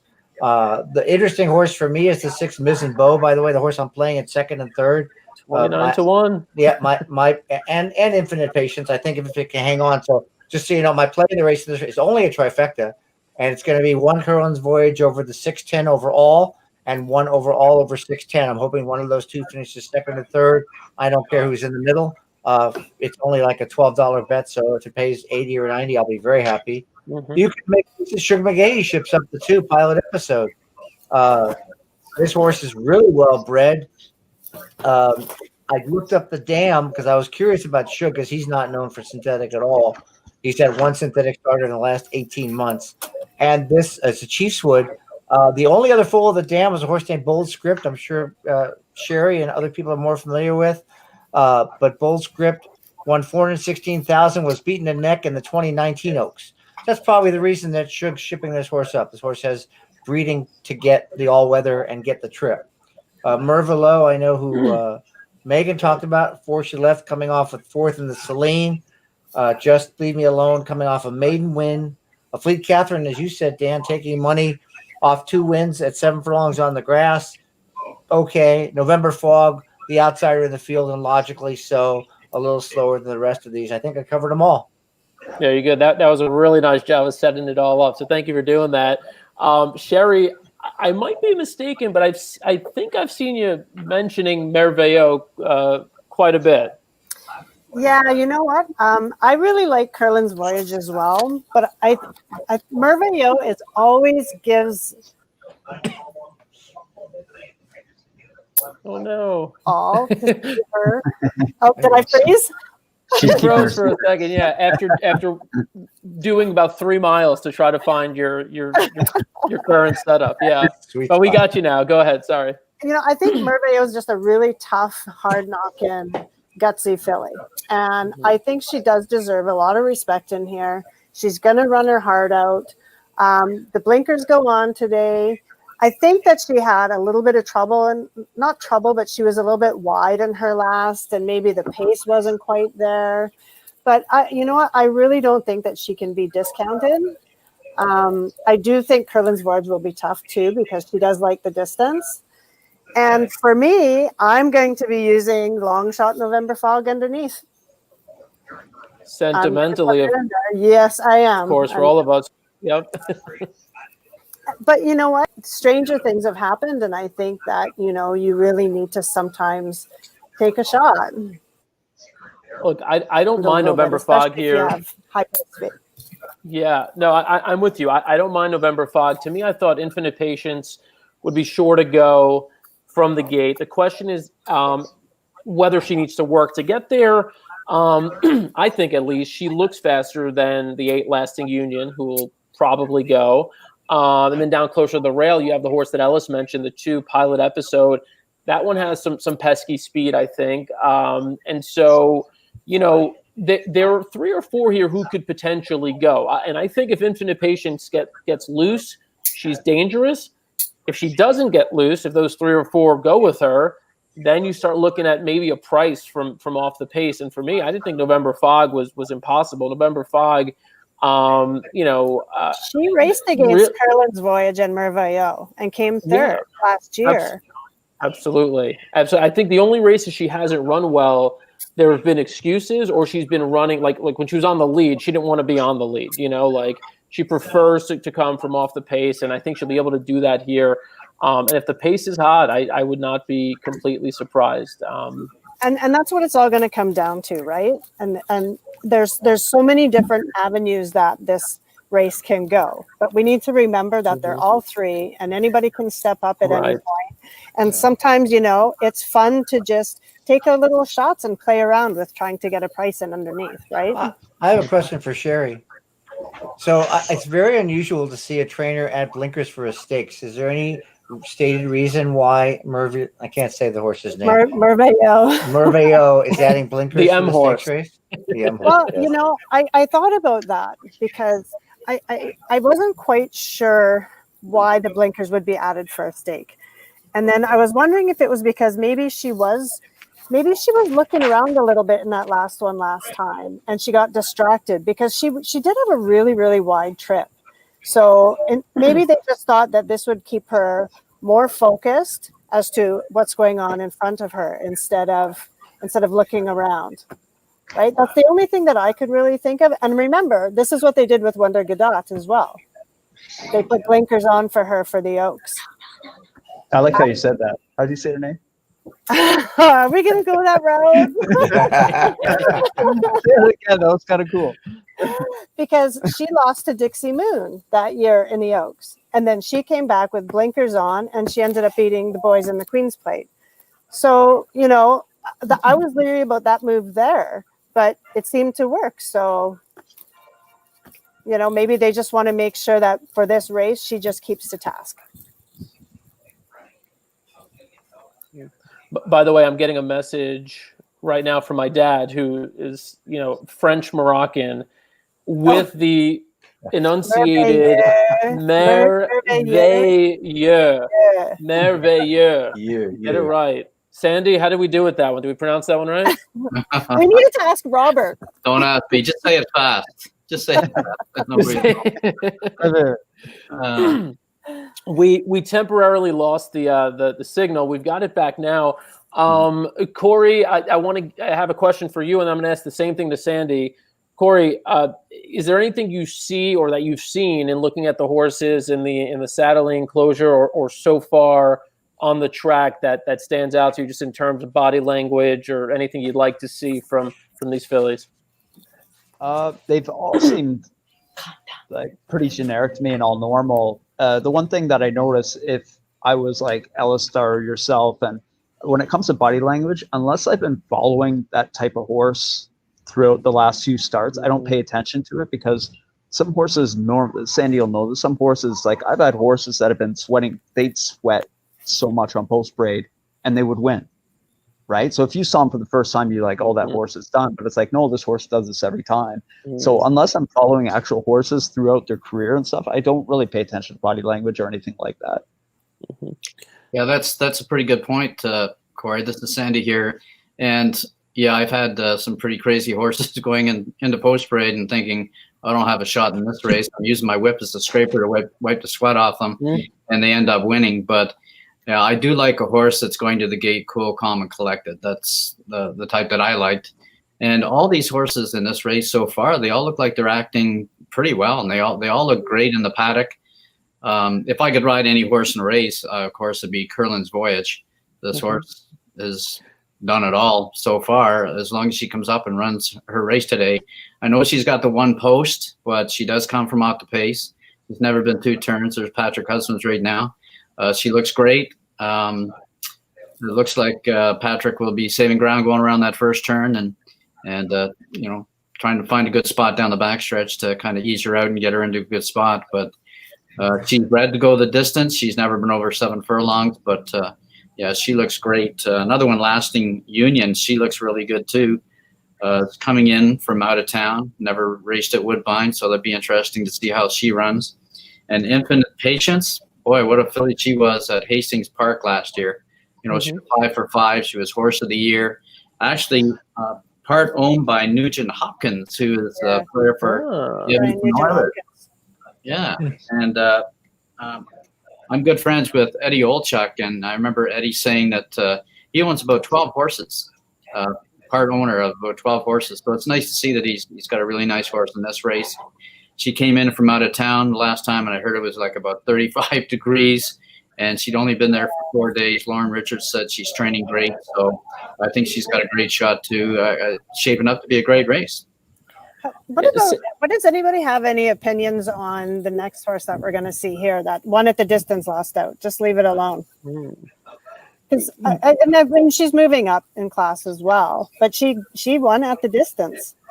Yeah, and I think she was. I mean, look, she was super game in defeat to Curlin's Voyage too. It wasn't like she was a no-show there. And she was 60 something to 1, I think. Yeah, that's a really nice price. 26 to 1? Yeah, like I have her in 4th, right? I have her in 3rd, sorry. And to me, I don't know, that seems to be a little bit of an overlay. Actually, quite a lot of an overlay. Yeah, if Curlin's Voyage is 6 to 5, you certainly would expect the 9 horse here, just leave it alone, to be something closer to 5 or 6 to 1, let alone 24 to 1. So that's a good catch right there. We'll see what happens with that price. I wouldn't be surprised if that price came down a little bit more. I'm just trying to figure out where. I mean, now the one thing is, if you do like, just leave it alone. If you're following jockey movements here, Justin Stein does jump off that one to ride a Fleet Catherine. But he rode a Fleet Catherine too. Well, yeah, but he did have his choice between the two, Right, so right. Just from that perspective, I mean, I don't know if that's that much of a, is it the difference between 5 to 2 and 24 to 1? It's kind of it's wild to see the difference in the prices here. And the Fleet Catherine has been very impressive. Yeah. I 5 to 2 is a little bit low for me though. Not at all what I expected. Sandy, you mentioned Lasting Union, and Ellis also mentioned this horse coming in from Michael Matz, who maybe doesn't have the best numbers shipping in and running in some of these all-weather races, but this horse won a first level allowance by 12 lengths last out and beat a horse who came back to win next out as well. Sandy, what do you make of Michael Matz being cool on the board here with this horse? Well, you know what? I don't have a racing form in front of me. I haven't really seen a form, just going by some of the PPs that I got from my buddy Bruce Perdue and Jim Bannon. Of course. But, she actually, I didn't realize she won by 12, but that's really, really impressive. And I'm sure she did it very easily, and she probably could have won by even more probably. But I think I think she's got a great shot. She's the type of filly that will probably be coming from just off the pace. Kazushi, he's riding great right now. He looks like he's doing really well. Of course, last year he won the Sovereign Award as apprentice in the United States and an Eclipse Award in the United States, so he can get the job done as well. It's going to be a great race. Absolutely. All right, somebody just asked the key question here. What's the picks? So it's time for us to give them the picks. I'll start off and then I'll pass it around. We'll go from Ellis and then we'll kind of just go down the screen from there.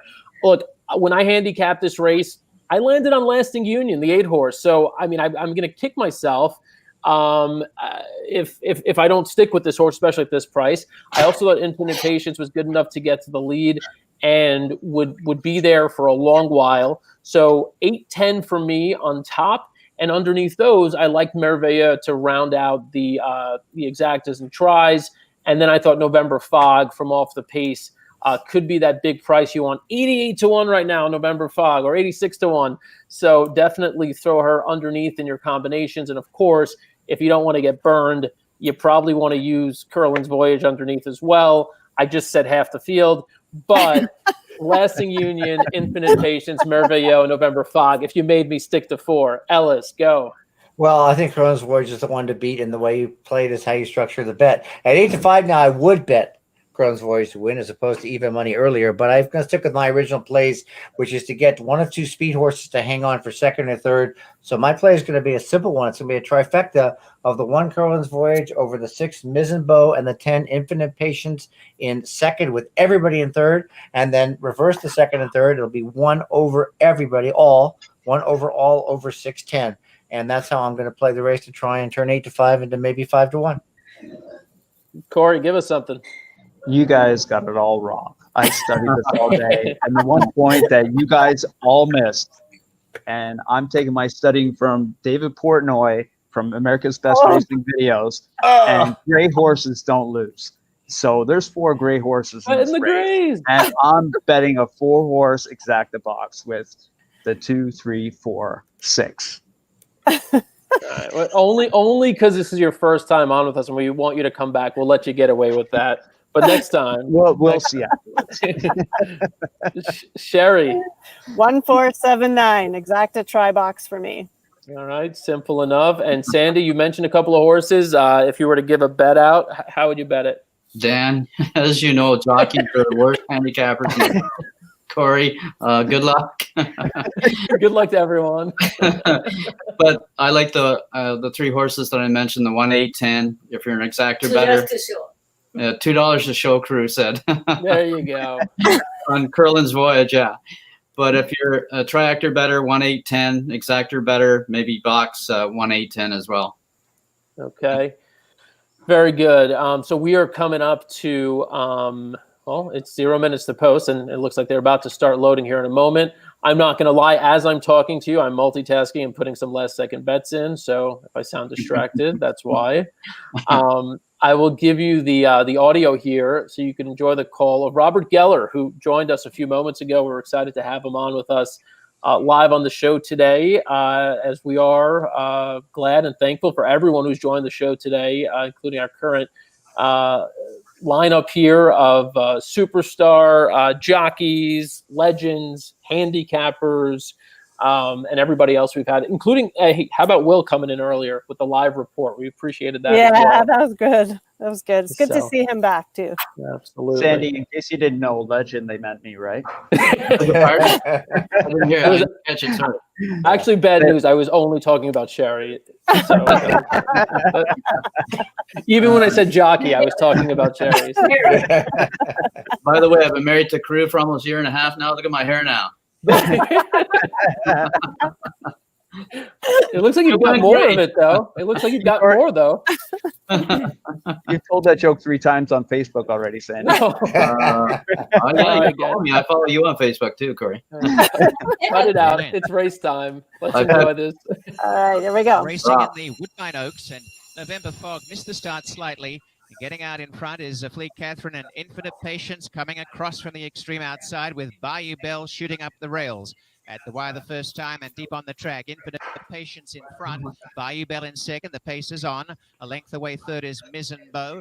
Fleet Catherine is over on the inside. Settling in behind them is Just Leave It Alone as they take the turn. And on the inside, Pilot Episode. Then Lasting Union, Curlin's Voyage, Merveilleux, and November Fog is last. Getting across from the outside gate to be in front is Infinite Patience. Leads the way in the Woodbine Oaks by a length and a half to Bayou Bell. A little quick, 2 lengths no? away in third position is Mizzenbow on 23 the inside flat? of Fleet Catherine. Yeah, let's see the Very stretch quick. order. Alone and 2 Very lengths away, quick. Pilot Episode. Well behind the leaders at this point. Last Bayou Bell definitely made her work for it a little bit early. Forward. So. Back second last November. Yeah, that's Fog. fast. Last is 46 Merveilleux. Really relaxed Shade in under front. 46 and Really 4. fast, Infinite yeah. Patience is the leader. Infinite Patrick Patience just leads the came way off by the rail 2 lengths. with the Flying in Curlin's second, Voyage. Bayou Bell, the rider looks around. A length of Fleet Catherine making ground.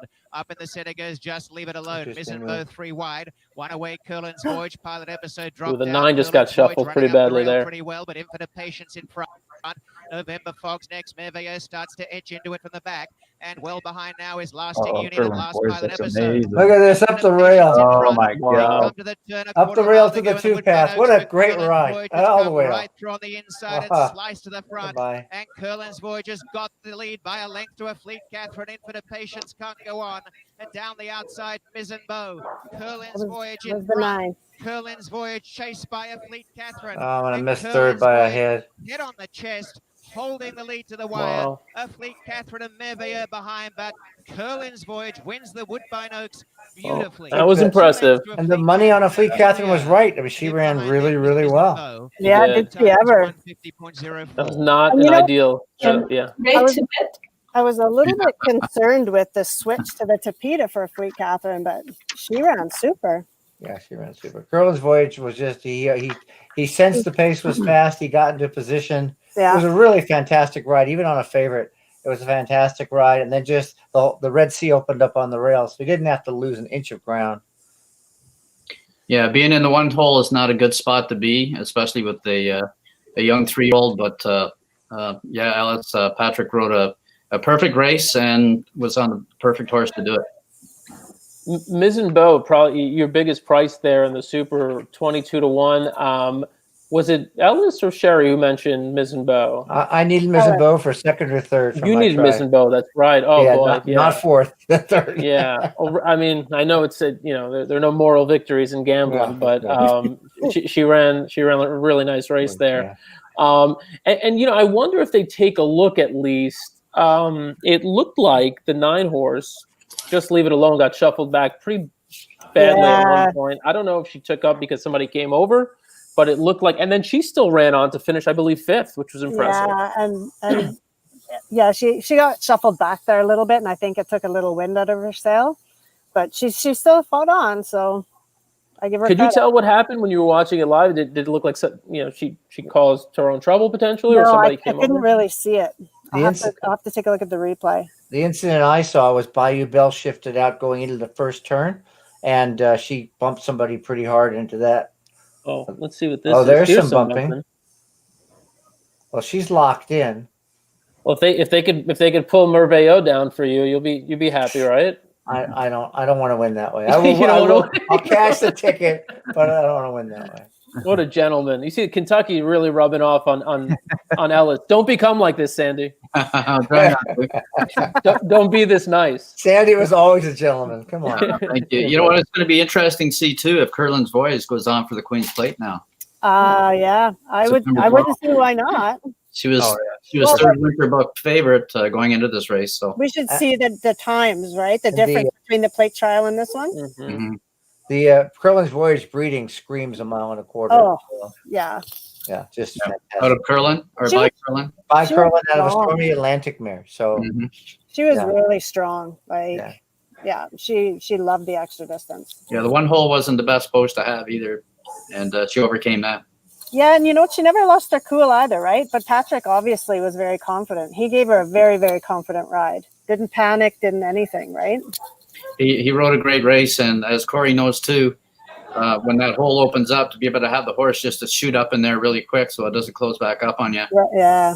But he rode a great race, yeah. But even I mean that was fantastic. But I want to point out, not only was that brilliant there, but it was brilliant around the about the half mile, or maybe even the 3/8 pole, where he got her off the rail.